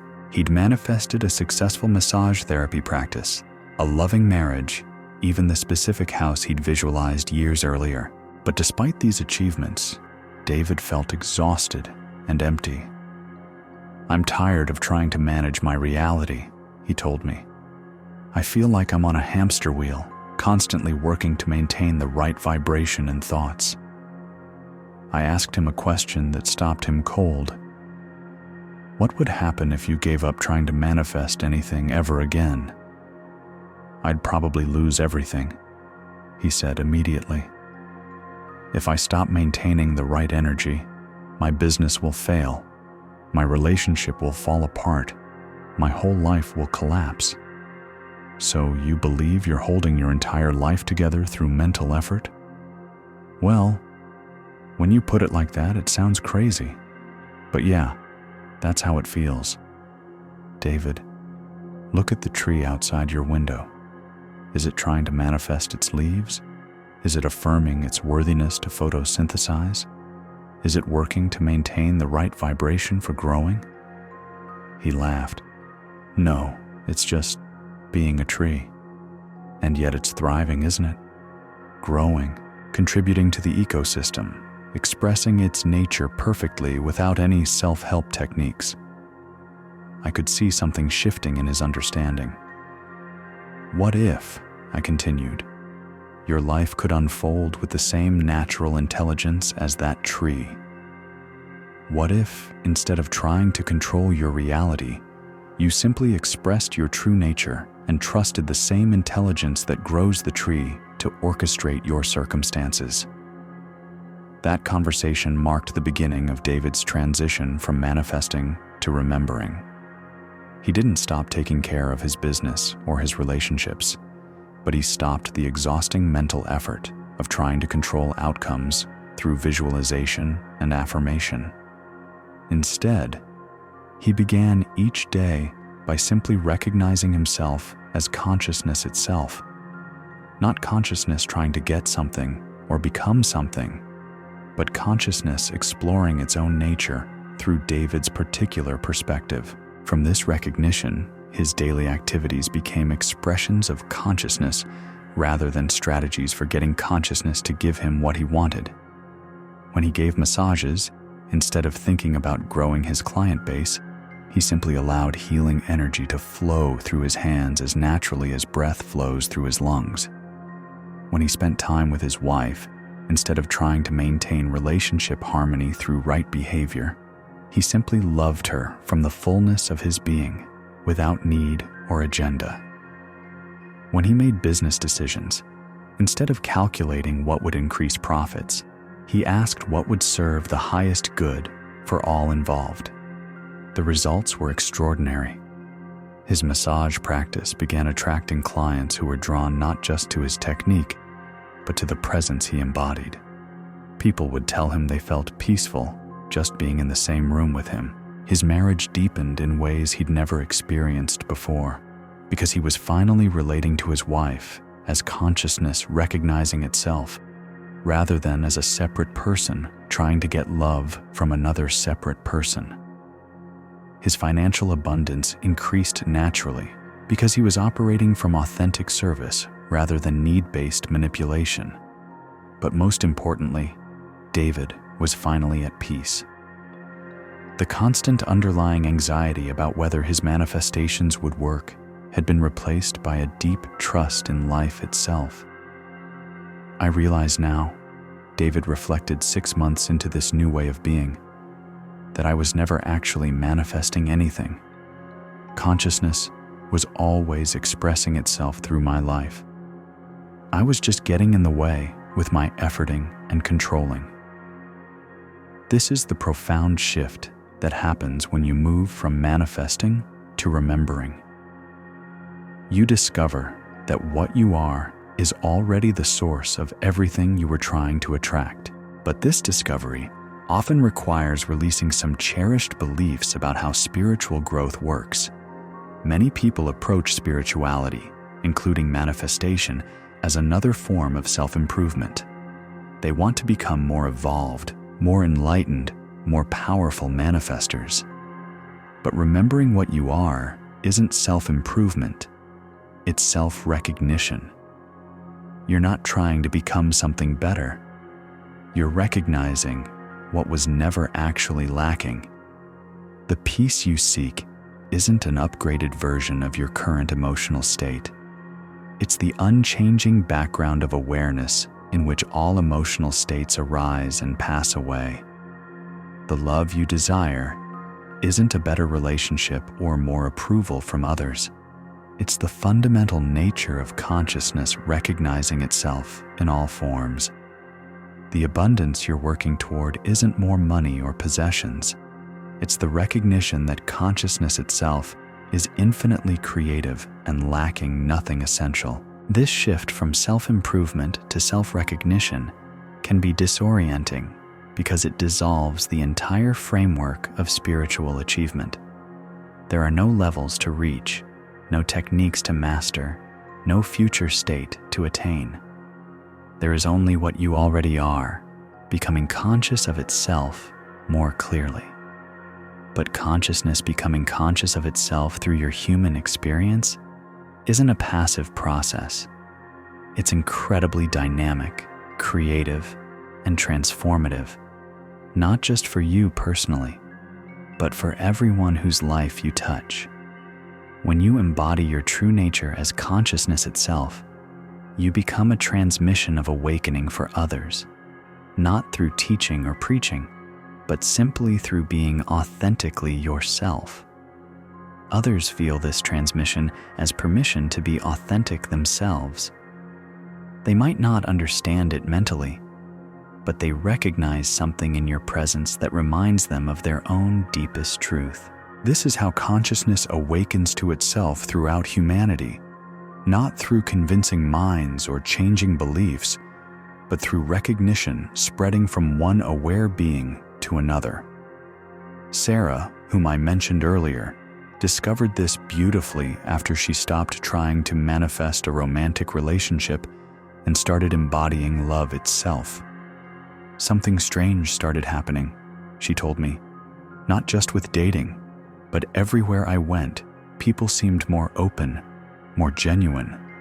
Cashiers would suddenly start sharing personal stories with me. Strangers on airplanes would open up about their deepest challenges. Even my coworkers, who had always been professional and distant, began relating to me more warmly. "What do you think changed?" I asked. "I think I stopped hiding. When I was trying to manifest love, I was actually withholding love because I was afraid that if I gave it freely, I wouldn't have enough left for the relationship I was trying to attract. But when I realized I am love, I could give it endlessly because there was no way to deplete my source." This is the paradox of remembering. When you stop trying to get love, you become so loving that love naturally flows toward you. When you stop trying to attract abundance, you become so generous that abundance flows through you. When you stop trying to manifest peace, you become so peaceful that peaceful circumstances arrange themselves around you. But these external reflections of your internal recognition aren't the goal. They're simply natural consequences. The real fulfillment comes from being who you truly are, regardless of what that creates in your external circumstances. And this brings us to a crucial distinction that most spiritual teachings miss: the difference between spiritual experience and spiritual embodiment. Many people have profound spiritual experiences, moments of recognizing themselves as consciousness, feeling at one with everything, experiencing unconditional love or perfect peace. These experiences can be life-changing and deeply meaningful. But experience, no matter how profound, is temporary. It arises and passes away like everything else in consciousness. Embodiment, on the other hand, is the stable recognition of what you are that remains constant regardless of what experiences come and go. It's not a state you achieve and then lose. It's the recognition of what you've always been, integrated into your ordinary human life. Embodiment allows you to feel angry while knowing you're not an angry person. You can experience fear while remaining rooted in fundamental safety. You can face loss while staying connected to what can never be lost. This stability transforms how you navigate challenges and uncertainty. Instead of being tossed around by changing circumstances and emotions, you develop what the Taoists call the uncarved block, a natural responsiveness that flows from stillness rather than reactivity. From this stability, your actions become incredibly effective because they're not contaminated by anxiety, desperation, or the need to control outcomes. You can take risks because you're not identified with success or failure. You can love deeply because you're not dependent on being loved in return. You can give generously because you know your source as inexhaustible. But developing this stability requires patience with the integration process. Recognizing yourself as consciousness is often instantaneous, but embodying this recognition in your human life happens gradually. You might have a profound awakening experience on Sunday and find yourself completely reactive and unconscious on Tuesday. This doesn't mean you've lost your realization or failed at enlightenment. It means you're in the natural process of integrating recognition with embodiment. Think of it like learning to play a musical instrument. You might have a moment of playing a piece perfectly, but that doesn't mean you've mastered the instrument. Mastery comes through consistent practice until beautiful music flows naturally without conscious effort. Similarly, embodying your true nature requires conscious practice until responding from consciousness becomes more natural than reacting from conditioning. One of the most powerful practices for developing this embodied stability is what I call conscious response training. Throughout your day, especially during challenging interactions, you pause before reacting and ask, how would consciousness respond to this situation? Not how should you respond to be spiritual or good, but how would unlimited, loving awareness naturally respond to what's happening right now? When someone is rude to you, consciousness might respond with compassion for their suffering, rather than defensiveness about your hurt feelings. When you face a financial challenge, consciousness might respond with creative problem solving, rather than panic about survival. When you're criticized, consciousness might respond with curiosity about what's true in the feedback, rather than need to defend your self-image. When you experience loss, consciousness might respond with deep sadness while simultaneously holding the recognition that what you truly are cannot be lost. These responses don't come from thinking about what consciousness would do. They arise spontaneously when you're resting in consciousness rather than identified with personality patterns. But learning to access this natural responsiveness consistently requires releasing a lot of conditioning about how you're supposed to react in certain situations. You might have been taught that anger is bad and should be suppressed, but consciousness sometimes expresses as fierce love that sets clear boundaries.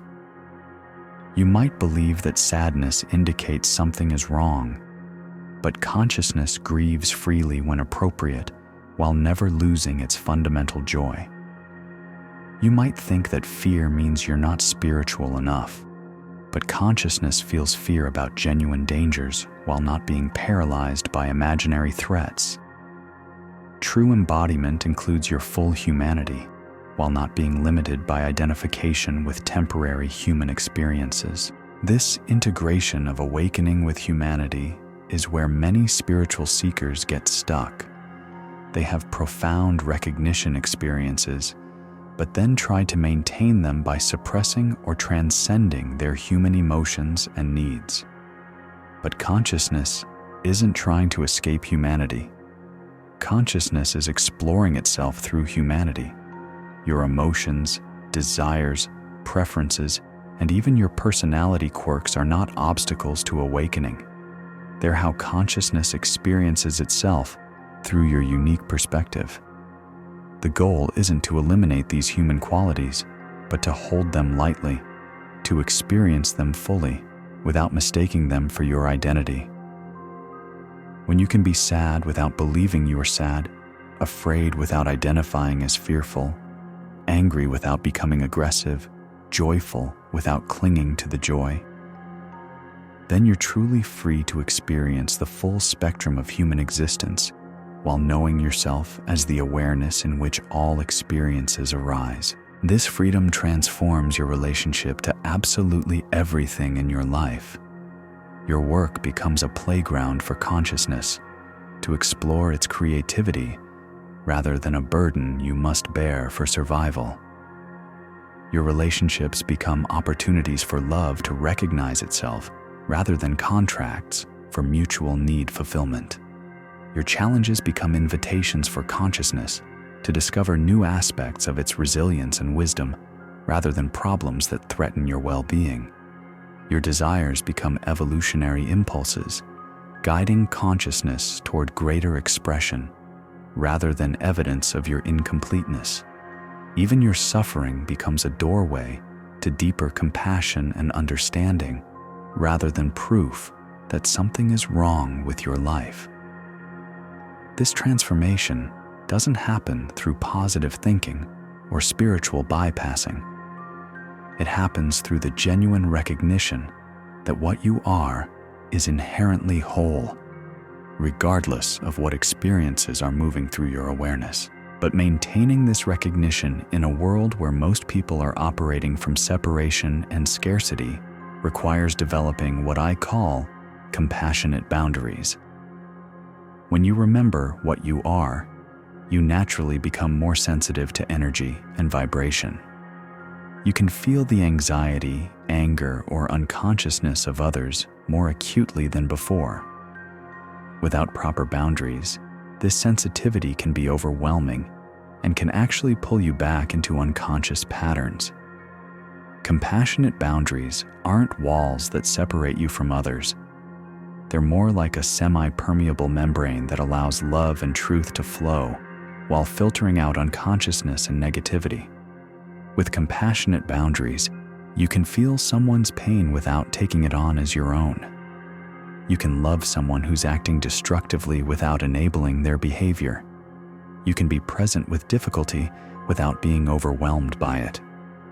These boundaries develop naturally as you become more established in your true nature. When you know yourself as unlimited consciousness, you can afford to be completely open and vulnerable because there's nothing in you that can actually be damaged by anyone else's unconsciousness. But in the integration process, conscious boundary setting might be necessary to protect the tender new growth of your awakening recognition. This might mean limiting time with people who are heavily identified with drama and unconsciousness. It might mean saying no to activities that pull you away from your center. It might mean creating space in your schedule for solitude and contemplation. These aren't permanent restrictions. They're temporary supports while your embodiment stabilizes. As you become more rooted in consciousness, you'll be able to remain centered regardless of external circumstances. Lisa, who faced foreclosure and discovered solutions through resting in awareness, learned this lesson powerfully. After her experience of finding the bookkeeping job through Mrs. Johnson, Lisa became fascinated by the power of consciousness and wanted to share her discovery with everyone. She started talking constantly about awareness and presence, trying to convince her friends and family that they needed to stop worrying and trust life more. I was like a consciousness evangelist, she laughed when telling me about this phase. I thought everyone needed to wake up immediately, and I was going to be the one to wake them up. The results were predictably disastrous. Her family thought she was having a spiritual breakdown. Her friends started avoiding her because every conversation became a lecture about consciousness. Even worse, being around their resistance and skepticism began to shake her own newfound peace. I was so focused on trying to give everyone what had helped me that I started losing touch with it myself, she realized. I was using spiritual concepts to try to control others, which is just another form of manifestation thinking. We worked together to help Lisa understand that her job wasn't to wake anyone else up. It was simply to be awake herself. As she relaxed the need to convince others and focused on embodying her own realization, something beautiful happened. People began seeking her out for advice and support. But now, they weren't feeling preached to or fixed. They were feeling seen and accepted. Her presence had become the teaching rather than her words. I learned that consciousness spreads through being, not through believing, Lisa reflected. When I'm resting in my true nature, others feel permission to rest in theirs. When I'm trying to make them conscious, they feel judged and resist. This is a crucial understanding for anyone transitioning from manifesting to remembering. Your awakening is not a tool for fixing or improving others. It's a gift you give to life simply by being authentically yourself. When you're established in this understanding, you become incredibly attractive to others who are ready for their own awakening, while those who aren't ready simply feel neutral or disinterested rather than resistant. This natural selection process protects both you and them. You're not wasting energy trying to convince people who aren't ready, and they're not feeling pressured to change before their natural timing. But perhaps most importantly, you begin to trust that consciousness is awakening to itself through each person in exactly the right way and timing for their unique path. Your job is not to manage anyone else's evolution. It's to be so authentically yourself that you give others permission to be authentically themselves. This trust in the intelligence of consciousness extends to every area of your life. Instead of trying to figure out what you should do or become, you learn to listen for what wants to emerge through you. Instead of forcing decisions based on pros and cons lists, you develop sensitivity to the natural flow of inspiration and timing. Instead of pushing toward goals through willpower and determination, you discover the effortless momentum that comes from alignment with life's evolutionary impulses. This shift from forcing to flowing, from controlling to trusting, from manifesting to remembering, is perhaps the most practical transformation that awakening offers. Your daily life becomes a dance of consciousness with itself, rather than a struggle between you and circumstances. Problems become invitations to discover new creative solutions, rather than evidence that life is working against you. But this dance requires developing a quality that our achievement-oriented culture rarely teaches: patience with the unknown. When you stop trying to control outcomes, you often don't know what's going to happen next. When you release attachment to specific goals, you might not know what you want anymore. When you stop forcing solutions, you might have to wait for clarity to emerge naturally. This unknown space is where all transformation happens, but it can feel terrifying to the mind that's used to having plans and strategies for everything. Learning to rest comfortably in not knowing while remaining actively engaged with life is an art that develops gradually. It requires trusting that consciousness knows what it's doing, even when your personality feels completely lost. Michael, the investment banker who discovered impact investing through this process, described it perfectly. Learning to be okay with not knowing what's next was the hardest and most liberating thing I've ever done. It felt like dying and being reborn at the same time. This death and rebirth isn't metaphorical. It's what actually happens when you release identification with who you thought you were and allow your true nature to emerge more fully. Parts of your personality that were based on seeking, achieving, and proving might fade away. Goals and desires that were borrowed from social conditioning rather than authentic inspiration might lose their appeal. Relationships based on mutual unconsciousness might naturally end. But what emerges from this dissolution is far more beautiful and fulfilling than what was released. Authentic desires arise from your deepest truth. Relationships based on genuine recognition and love appear. Work that expresses your unique gifts becomes available. Life reorganizes itself around who you really are, rather than who you thought you needed to become. This reorganization happens not through your effort, but through life's intelligence, recognizing and supporting your authentic expression. But supporting this process requires what I call surrender activism, being completely surrendered to outcomes while remaining actively engaged with whatever life presents. Surrender.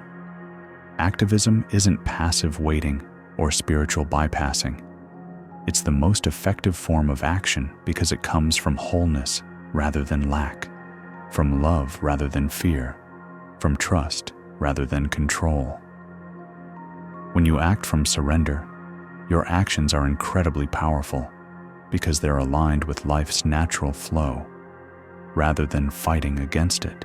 You make decisions from clarity rather than confusion, take risks from confidence rather than desperation, give generously from abundance rather than trying to get something in return.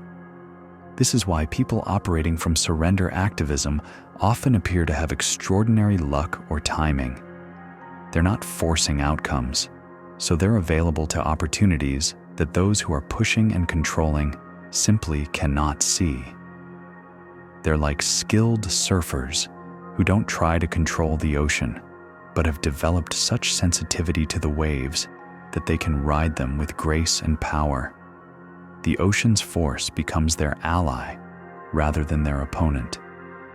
But developing this sensitivity to life's natural rhythms requires releasing a lot of conditioning about how things are supposed to work.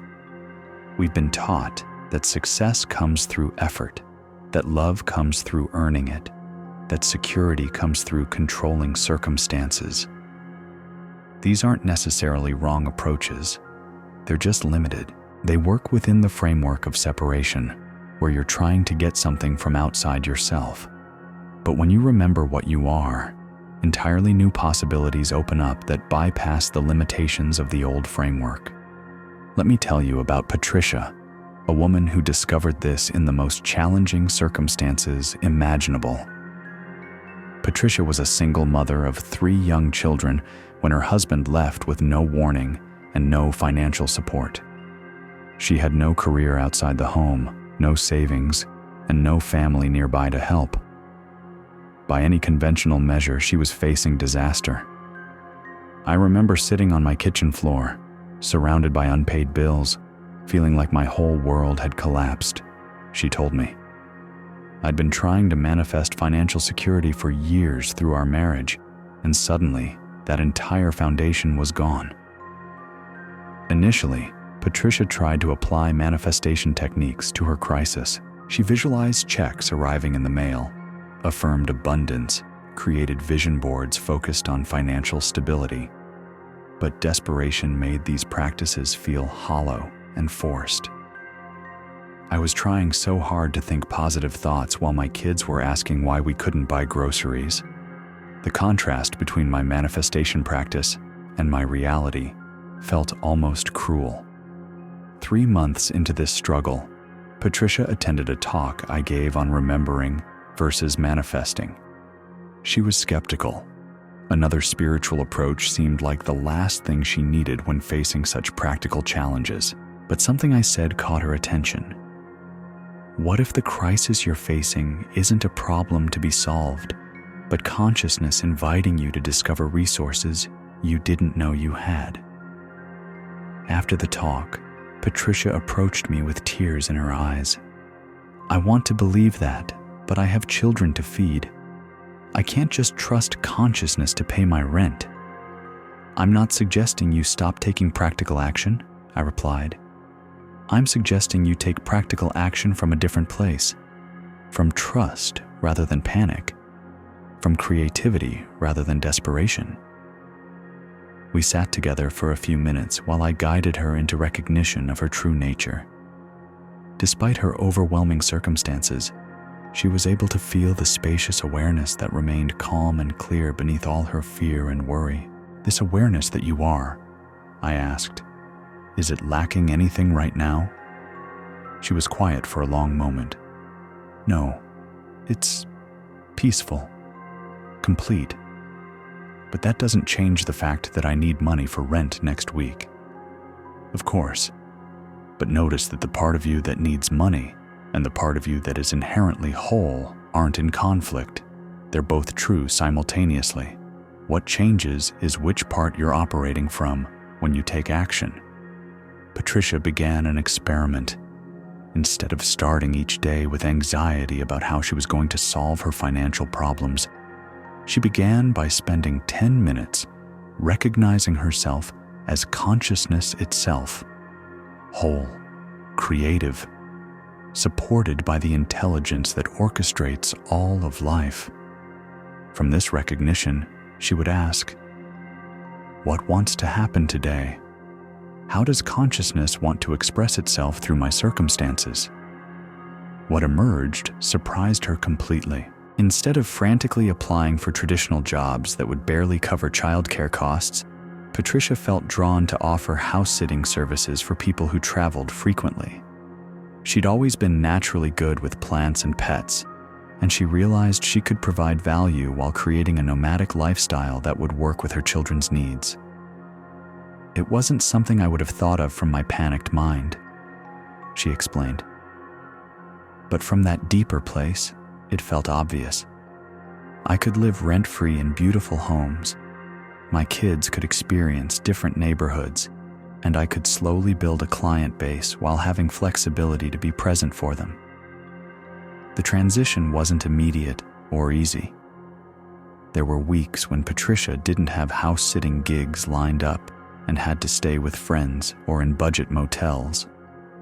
But each time she felt panic rising, she would return to the recognition of her true nature and ask what wanted to emerge next. I learned to distinguish between genuine practical concerns that required action and anxiety-driven obsessing that made me less effective, she reflected.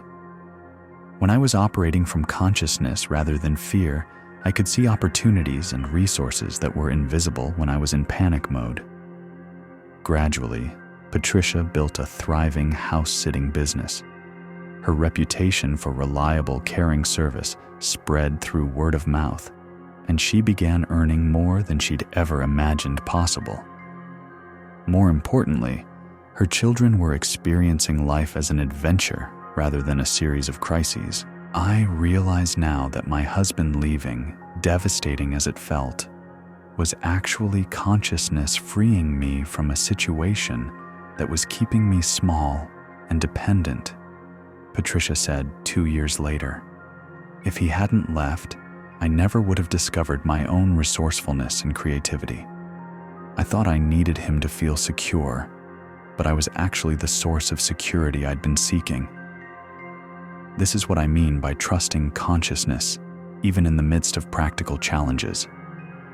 Patricia didn't ignore her real needs or pretend everything was fine when it wasn't. She took consistent, intelligent action. But she took that action from recognition of her true nature, rather than from identification with her circumstances. When you operate from consciousness rather than from fear, your actions become incredibly efficient and effective. You waste less energy on worry and resistance. You see solutions that anxiety makes invisible. You attract people and opportunities that can support your highest good because you're not operating from desperate need. But this shift requires developing faith in something that can't be proven intellectually. the intelligence of consciousness itself. This isn't blind faith or naive optimism. It's faith based on direct experience of consciousness as inherently creative, loving, and supportive of your authentic expression. Every time you've had an intuitive insight that proved valuable, that was consciousness revealing its intelligence to you. Every time you've been in the right place at the right time through no conscious planning, that was consciousness orchestrating circumstances beyond your personality's ability to arrange. Every time you felt profound peace or unconditional love, that was consciousness revealing its essential nature through your experience. These weren't random accidents or lucky coincidences. They were glimpses of how life works when you're aligned with its deepest intelligence rather than fighting against it through fear and control. But recognizing this pattern and learning to trust it consistently requires patience with your own humanness. You'll still feel afraid sometimes. You'll still want to control outcomes. You'll still doubt whether consciousness can really be trusted with your practical needs. These reactions aren't failures, they're human. The key is not to judge them or try to transcend them, but to include them in your understanding of wholeness while not letting them drive your decisions. When fear arises, you can acknowledge it. Fear is present right now. That's okay. Fear is part of human experience. But you don't have to act from the fear. You can feel it fully while making decisions from the deeper clarity that remains available beneath the fear. When doubt appears, you can recognize it. Doubt is here. That's natural, given my conditioning and circumstances. But you don't have to let doubt convince you that consciousness isn't trustworthy. You can hold doubt lightly while continuing to experiment with trust. When the desire to control emerges, you can notice it. The impulse to control is strong right now. That makes sense given how uncertain things feel. But you can choose to take skillful action without needing to control outcomes, to plan responsibly without being attached to your plans, working exactly as envisioned. This gentle, compassionate approach to your human reactions actually accelerates the integration of awakening into daily life. When you're not fighting parts of yourself, you have more energy available for conscious response and creative action. Jennifer discovered this beautifully during her transition from trying to manifest healing to embodying wholeness. Jennifer had been battling chronic illness for 15 years. She'd tried every medical treatment available, explored numerous alternative healing modalities, and spent thousands of dollars on manifestation programs focused on creating perfect health. I had vision boards covered with images of vibrant, healthy people, she told me. I did daily affirmations about my body's ability to heal. I tried to maintain positive thoughts about my condition, but I was also deeply frustrated and exhausted from being sick for so long. The contradiction between trying to think positively about health while feeling genuinely frustrated with illness created enormous internal conflict for Jennifer. She felt like a failure at manifestation, which added guilt and shame to her already challenging physical symptoms. When Jennifer learned about remembering versus manifesting, she initially resisted the idea. "I need to heal my body," she said. "I can't just accept being sick and pretend that's spiritual." "I'm not suggesting you accept being sick," I replied. "I'm suggesting you discover what remains healthy and whole regardless of what's happening with your body." This distinction changed everything for Jennifer. Instead of trying to manifest a healthy body, she began exploring the awareness that was aware of her body, aware of symptoms, aware of treatments, aware of her reactions to being ill.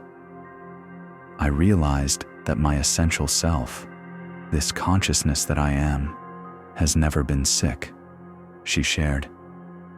It's completely untouched by whatever is happening with my body. it's inherently whole and perfect. From this recognition, Jennifer's entire approach to her illness transformed. Instead of seeing her symptoms as evidence that she was failing at manifestation or that something was wrong with her consciousness, she began seeing them as information about what her body needed.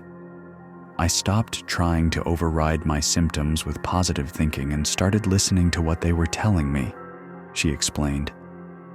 Sometimes my fatigue was information that I needed rest, not affirmations about having energy.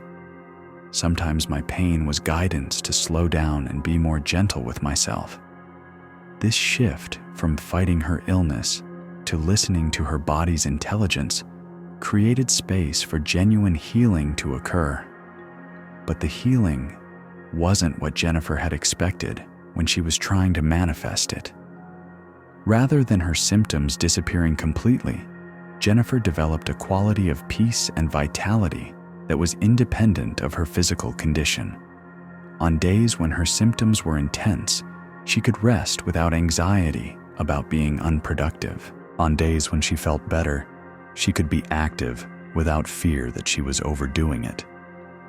I discovered that the wellness I was seeking wasn't actually about having a perfect body, she realized. It was about being at peace with my body, exactly as it is, while supporting it as skillfully as I can. This peace and self-acceptance actually did improve Jennifer's physical health significantly.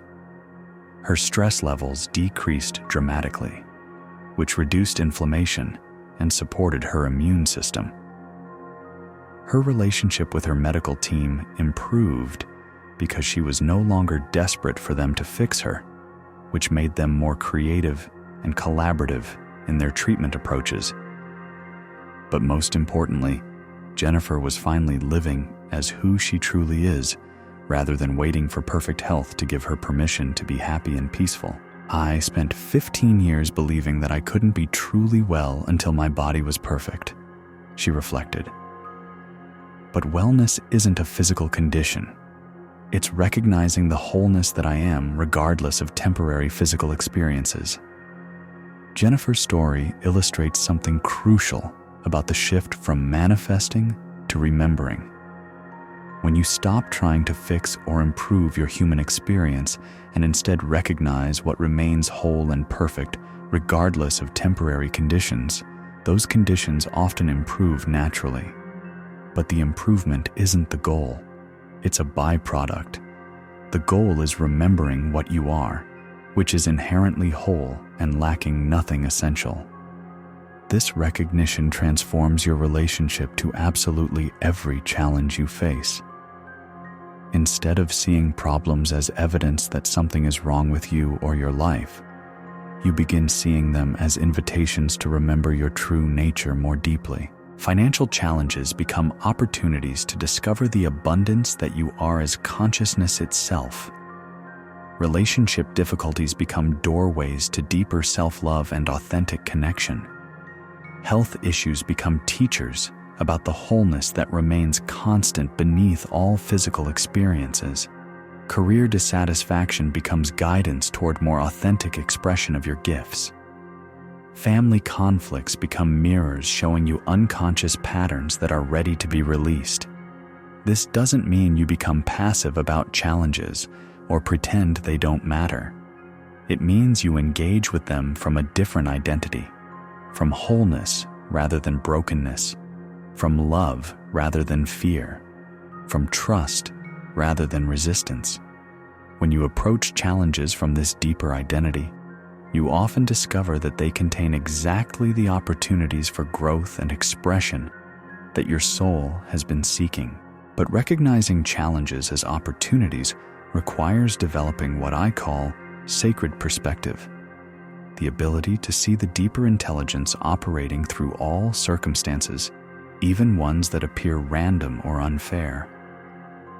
Sacred perspective isn't about pretending that difficult experiences are actually good or minimizing genuine pain and loss. It's about recognizing that consciousness is so creative and intelligent that it can use any circumstance, including painful ones, for awakening and authentic expression. From sacred perspective, your divorce isn't just a personal failure. It's consciousness freeing you from a relationship structure that was limiting your growth. Your job loss isn't just an economic setback. It's consciousness redirecting you toward work that's more aligned with your purpose. Your illness isn't just physical malfunction. It's consciousness slowing you down to reassess what really matters. This perspective doesn't develop through intellectual understanding, but through direct experience of consciousness's intelligence operating in your life. The more you pay attention to how life supports your awakening and authentic expression, often through circumstances your personality wouldn't have chosen, the more you begin to trust the deeper intelligence orchestrating your experience. But developing sacred perspective requires releasing the need to understand why things happen the way they do.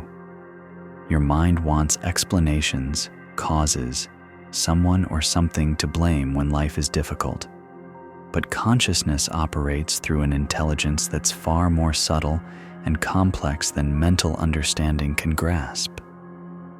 Learning to rest in mystery while remaining actively engaged with whatever life presents is a profound spiritual practice. It's the difference between needing to figure everything out and trusting that everything is already being figured out by an intelligence infinitely more sophisticated than your thinking mind. Robert discovered this during what appeared to be the worst year of his life, but turned out to be his most transformative. Robert was a successful architect who'd built his entire identity around professional achievement and financial security. He owned a thriving firm, had investments that provided passive income, and seemed to have manifested the perfect life according to conventional standards. But in one 12-month period, everything fell apart. A lawsuit from a disgruntled client cost him hundreds of thousands of dollars. The economic downturn eliminated demand for new construction projects. His investment portfolio lost 70% of its value. He had to close his firm and lay off employees he considered family. I felt like I was being punished for something, but I couldn't figure out what, Robert told me. I'd been a good person, worked hard, treated people fairly. Why was this happening to me? Initially, Robert tried to use manifestation techniques to restore his previous success. He visualized his business recovering, affirmed abundance, attempted to maintain positive thoughts despite mounting financial pressure. But the more he tried to force his old life back into existence, the more resistance he encountered. It felt like I was swimming against a tsunami, he described. Every effort I made to recreate what I'd lost seemed to make things worse. When Robert learned about sacred perspective, he was initially resistant. I don't want to find meaning in my suffering. I want my life back. What if your old life wasn't actually aligned with who you truly are? I asked. What if consciousness is freeing you from something that was keeping you from your deepest expression? But I loved my work. I was good at it. I was helping people create beautiful spaces. I'm not questioning whether your work was valuable. I'm asking whether it was emerging from your deepest truth or from patterns of achievement and security seeking that were limiting your potential. This question stopped Robert cold. He'd never considered that his successful career might have been a limitation rather than an achievement. As we worked together, Robert began recognizing himself as consciousness itself rather than as a successful architect facing failure. From this deeper identity, he could see patterns in his previous life that had been invisible when he was identified with external success. I realized I'd been driven by a deep fear of not being enough, he shared. All my achievements were attempts to prove my worth to myself and others. I was successful, but I wasn't free. From this recognition, Robert began approaching his circumstances differently. Instead of trying to rebuild his old life, he became curious about what wanted to emerge from this dissolution. What emerged surprised everyone, including Robert himself. He began designing tiny homes for people experiencing homelessness, work that paid almost nothing but felt more meaningful than anything he'd ever done professionally. I discovered that what I really love about architecture isn't creating luxury for people who already have everything, he realized. It's solving spatial problems for people who have real needs. It's using design to create dignity and beauty in challenging circumstances. This work led to consulting with organizations focused on affordable housing, then to teaching sustainable design at a local community college, then to writing a book about architecture as social justice that became influential in his field. I make about 1/10 of what I used to earn, Robert reflected 3 years after his apparent disaster. But I'm happier and more fulfilled than I've ever been. I had to lose my old life completely before I could discover the life that was actually meant for me.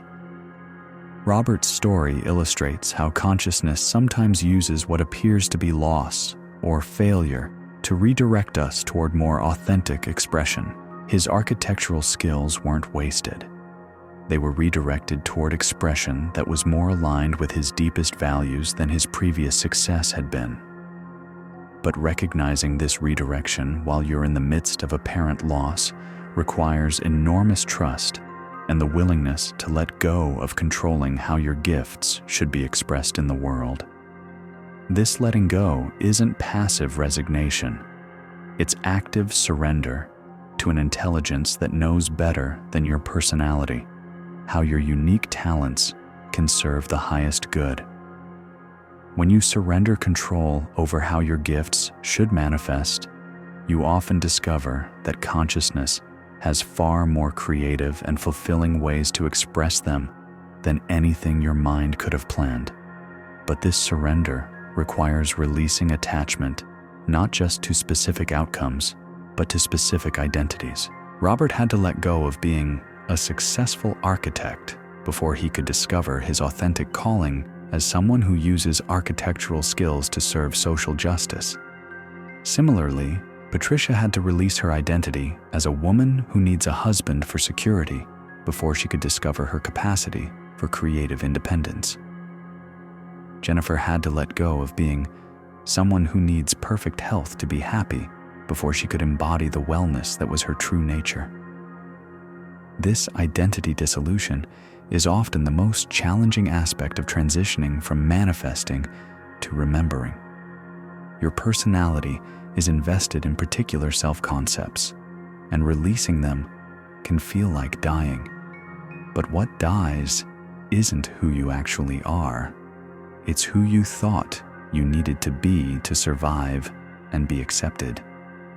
What emerges from this death is your authentic self, which is far more creative, resilient, and fulfilling than any constructed identity could ever be. The process of identity dissolution and authentic emergence isn't something you can control or rush. It happens according to its own timing and intelligence. But you can support it by remaining open to possibilities you haven't considered and releasing attachment to outcomes you've been trying to force. Most importantly, you can trust that consciousness is completely trustworthy with your life, even when, especially when, it's rearranging your circumstances in ways that make no sense to your thinking mind. This trust isn't something you can manufacture through positive thinking or spiritual practices. It develops naturally through direct experience of consciousness's intelligence, supporting your highest expression, often through circumstances your personality would never have chosen. But developing this trust requires paying attention to how life actually supports you, rather than how you think it should support you. When you're looking for specific manifestations, you often miss the ways consciousness is actually orchestrating your growth and expression. You might be trying to manifest a romantic relationship while missing the friendship that's teaching you about unconditional love. You might be focusing on financial abundance while overlooking the creative opportunities that would fulfill you far more than money ever could. You might be visualizing perfect health while ignoring the ways your current challenges are developing compassion and wisdom. Learning to recognize consciousness's support in forms you didn't expect is a crucial skill for anyone transitioning from manifesting to remembering. It requires releasing your specific ideas about how life should look and becoming available to how life actually wants to unfold through your unique circumstances. This availability isn't passive, it's actively receptive. It's like being a skilled improvisational actor who can work brilliantly with whatever scenario emerges, creating art from circumstances they couldn't have planned. When you approach life this way, it becomes infinitely more interesting and creative than when you're trying to control it according to predetermined scripts. Instead of forcing life to conform to your limited imagination, you're collaborating with an intelligence that's endlessly creative and resourceful. But collaboration requires developing sensitivity to what consciousness is actually expressing through your circumstances rather than what your personality thinks it should be expressing. This sensitivity develops through practice and attention. The more you notice how life actually supports your authentic expression, including through challenges and redirections, the more skilled you become at recognizing and cooperating with this deeper intelligence. And as this cooperation becomes natural, something extraordinary happens. Your life becomes a living expression of consciousness, exploring its own nature through your unique perspective. You're no longer trying to get something from life. You're allowing life to express its infinite creativity through your human experience. This is the ultimate fulfillment that everyone is seeking through manifestation techniques, the direct experience of being consciousness itself, creating reality through your thoughts, emotions, actions, and relationships. But this fulfillment doesn't come from controlling consciousness. It comes from recognizing that you are consciousness and allowing it to express through you with complete authenticity and freedom. When this recognition stabilizes, manifestation becomes obsolete because you realize you're not separate from what you were trying to manifest. You are the abundance you were seeking to attract. You are the love you were trying to magnetize.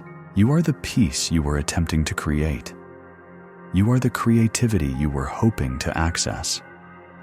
And from this recognition, your entire life becomes a spontaneous expression of these qualities, rather than an effort to acquire them from somewhere else. But stabilizing this recognition while living as a human being with practical responsibilities and relationships requires developing what I call embodied integration, the ability to be fully human and fully conscious simultaneously. Embodied integration means you can pay your bills and rest in infinite abundance at the same time. You can have preferences about relationships while knowing you are love itself. You can take care of your health while recognizing your essential wholeness. You can pursue creative projects while understanding that you are creativity itself. This isn't about balancing different aspects of yourself. It's about recognizing that your humanity and your divinity are not separate. They're both expressions of the same consciousness appearing as apparently different levels of experience. When you embody this integration, you become incredibly effective in practical matters because you're not operating from lack or desperation, but you're also profoundly peaceful because you know your essential nature is untouchable by whatever happens in your human experience. This integration transforms not just your personal life, but also how you contribute to the world. Instead of trying to fix problems from the same level of consciousness that created them, you begin responding to challenges from the deeper intelligence that sees solutions invisible to problem-focused thinking. Instead of adding to the world's anxiety and conflict through your own unconscious reactions, you become a source of peace and clarity that supports everyone you encounter in remembering their own true nature. Instead of trying to get something from others to feel complete, you naturally give from the fullness of your being, which creates abundance for everyone involved. This shift from getting to giving, from problem solving to solution being, from seeking to expressing, is how consciousness awakens to itself throughout humanity. Not through converting people to particular beliefs, but through embodied beings who remind others of what they truly are simply through their presence and authentic expression. And this brings us to perhaps the most beautiful recognition of all. Your awakening and authentic expression isn't just personal. It's how consciousness evolves itself through the apparent individual perspectives that make up humanity. Your remembering of what you are contributes to the collective remembering. Your authentic expression gives others permission to be authentic. Your peace in the midst of challenges demonstrates to others that such peace is possible. Your love without conditions reminds others of their own loving nature. This isn't a burden or responsibility. It's the natural consequence of being awake.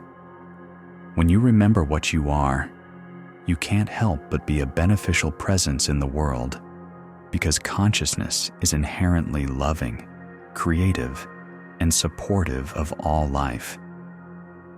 But this beneficial influence happens through your being, rather than your doing. You don't have to try to help others awaken. Your own embodied awakening naturally creates conditions that support awakening in others who are ready. This understanding removes all pressure to be perfect or to fix anyone else, while simultaneously acknowledging the profound impact that conscious beings have simply by existing authentically.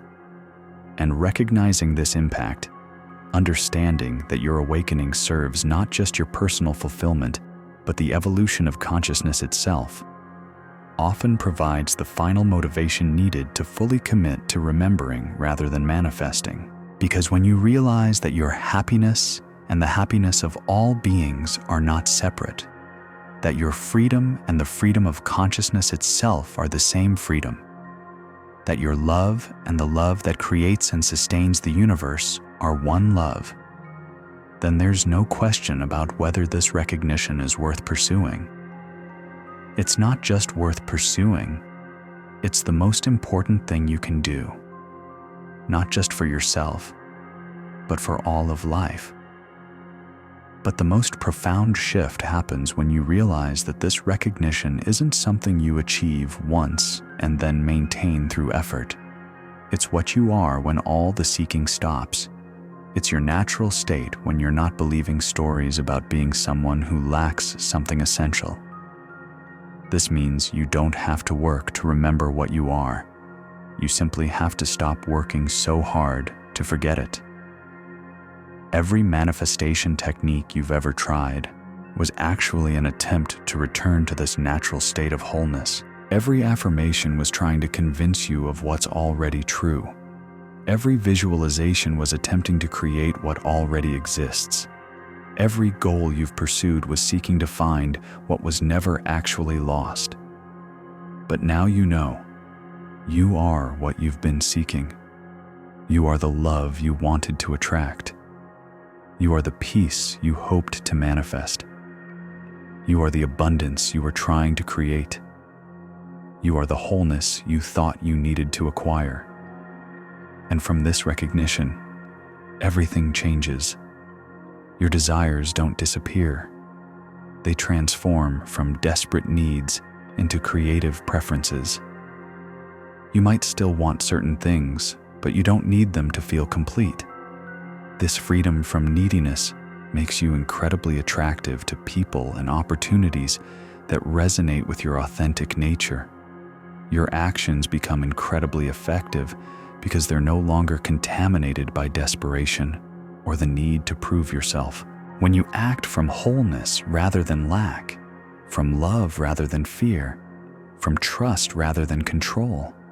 You naturally make choices that serve everyone involved. Your relationships deepen because you're no longer trying to get something from others to fill an imaginary void. When you love from the recognition that you are love itself, that love is unconditional and transformative for everyone it touches. Your work becomes an expression of consciousness, exploring its creativity through your unique talents, rather than something you do to survive or achieve security.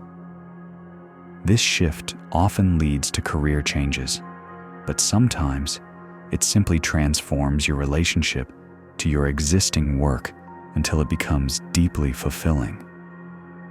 Your health improves because you're no longer creating stress through the constant effort of trying to make your life different from what it is. When you rest in your natural wholeness, your body's innate healing intelligence can function without interference from anxiety and resistance. Your finances often stabilize and improve because you're no longer operating from scarcity consciousness. When you know yourself as inherently abundant, you make financial decisions from wisdom rather than fear, and you naturally attract opportunities that reflect your inner recognition of plenty. But perhaps most importantly, you become free from the exhausting cycle of seeking and striving that characterizes most human experience. Instead of living in constant anticipation of some future state when you'll finally be happy, you discover happiness as your natural condition when you're not believing thoughts that suggest otherwise. This freedom is what everyone is actually seeking through manifestation, not better external conditions, but liberation from the inner contraction that makes us feel separate from life, love, and our own essential nature. Let me share one final story that illustrates this complete transformation from manifesting to remembering. Maria came to me after 15 years of dedicated spiritual practice. She'd studied with renowned teachers, completed advanced manifestation courses, and had a daily practice that included meditation, visualization, and energy work. She'd manifested many things successfully: a loving marriage, financial stability, good health, and meaningful work as a healing practitioner. "I should be happy," she told me with tears in her eyes. "I have everything I ever wanted. My manifestation practice has worked better than I could have dreamed. But I still feel empty inside. There's still this sense that something is missing, that I need to become something more to be truly fulfilled." I could see that Maria was caught in the subtlest trap of all, spiritual seeking itself. She'd become identified with being a manifester, with being someone who was good at creating her reality through spiritual techniques. But this identity was still based on the premise that she was separate from what she sought. "Maria," I asked, "who is it that manifests? Who is the one that practices meditation and visualization?" She paused, confused by the question. I'm the one who does these practices." "And who are you? Not your name or your roles, but who is the I that you refer to?" As we sat together in silence, Maria began to recognize the awareness that was aware of being Maria. She started to notice the spacious presence in which all her thoughts, emotions, and experiences were arising. "This presence that you are," I continued when she seemed established in recognition, "does it need to manifest anything? Is it lacking something that spiritual practice might provide?" The shift was immediate and profound. "Oh my God," she whispered. "It's already perfect. It's already whole. It's already everything I was trying to become through practice." "And who are you? Are you the person trying to become spiritual, or are you this already perfect awareness in which the person and her spiritual journey are appearing?" Maria laughed and cried simultaneously. "I am this awareness. I've always been this awareness. All my seeking, all my practices, all my manifestations, they were happening in me as me. But I thought they were happening to me. This recognition revolutionized Maria's entire life, not by changing her external circumstances, but by transforming her relationship to everything that was already present. Her spiritual practice continued, but it was no longer motivated by the need to become something more. Instead, it became a celebration of what she already was, a way of expressing gratitude for the consciousness that she recognized as her true nature. Her work as a healer deepened dramatically because she was no longer trying to fix people who she thought were broken. Instead, she simply held space for others to recognize their own inherent wholeness, which proved far more healing than any technique she'd ever learned. Her marriage became even more beautiful because she was no longer seeking completion through her husband. She loved him from the fullness of her being rather than from need, which created space for him to remember his own completeness as well. Her financial abundance increased naturally because she was no longer operating from subtle anxiety about security. She made decisions from wisdom rather than fear, which led to opportunities and investments that her worried mind would never have considered. But most importantly, Maria was finally at peace. The restless seeking that had driven her for decades dissolved into a deep contentment that didn't depend on external conditions or spiritual achievements. I spent 15 years trying to manifest the perfect life, Maria reflected 6 months after this recognition. But what I was actually seeking was the recognition that I am the perfection I was trying to create. I was looking for home while I was already home. This is the ultimate understanding that dissolves the entire manifestation paradigm. You are already what you seek. You are already home. You are already whole. You are already the love, peace, joy, and abundance that you've been trying to attract into your life. Recognition of this truth doesn't mean you stop having preferences or working toward goals. It means you pursue what inspires you from wholeness rather than from lack, from love rather than from fear, from creative expression rather than from desperate need. And when you operate from this recognition, what you previously called manifestation becomes as natural as breathing.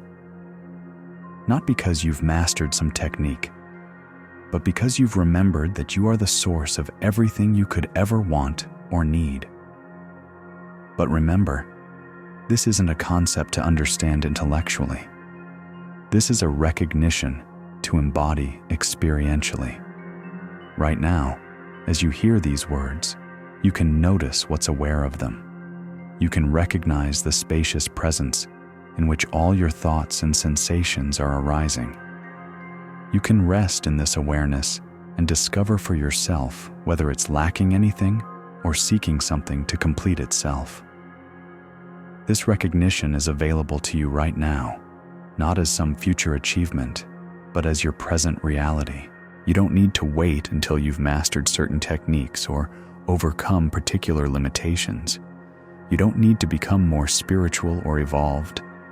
You simply need to notice what you already are beneath all the stories about who you think you should become. Take a moment now to feel this. Stop trying to get somewhere or understand something and simply be present with what's here. Feel the aliveness in your body. Notice the awareness that's aware of this aliveness. Rest in this awareness without trying to make it into something special or different. This is it. This is what you are. This is what you've been seeking through every manifestation attempt, every spiritual practice, every goal you've pursued. This awareness that you are is inherently whole, inherently peaceful, inherently joyful, inherently creative, inherently loving. You are consciousness itself, appearing as a human being having the temporary experience of forgetting and remembering what you truly are. This forgetting and remembering is how consciousness explores and celebrates its own infinite nature through the play of apparent individuality. Your desires aren't problems to be solved. They're invitations to express consciousness more fully through your unique perspective. Your challenges aren't obstacles to overcome. They're opportunities for consciousness to discover new dimensions of its creativity and resilience. Your relationships aren't sources of completion. They're ways for consciousness to recognize and celebrate itself through apparent others. When you realize this, everything you've been trying to manifest becomes a natural expression of what you are, rather than something you need to acquire from outside yourself. The relationship you've been seeking manifests as consciousness, recognizing itself through intimate connection. The abundance you've been visualizing flows as consciousness, expressing its infinite creativity through your work and service. The health you've been affirming emerges as consciousness, maintaining the body with wisdom and care. The peace you've been trying to create reveals itself as your essential nature when you stop believing thoughts that disturb it. But this shift from seeking to being, from manifesting to remembering, requires your willingness to let go of the familiar identity of being someone who needs something to be complete. It requires the courage to discover who you are when you're not trying to become anyone else. This letting go can feel like death because it is a death, the death of limitation, the death of the small self that was never actually who you were anyway. But what emerges from this death is your authentic nature, which is infinitely more beautiful, creative, and fulfilling than any identity you could construct. And here's what's miraculous.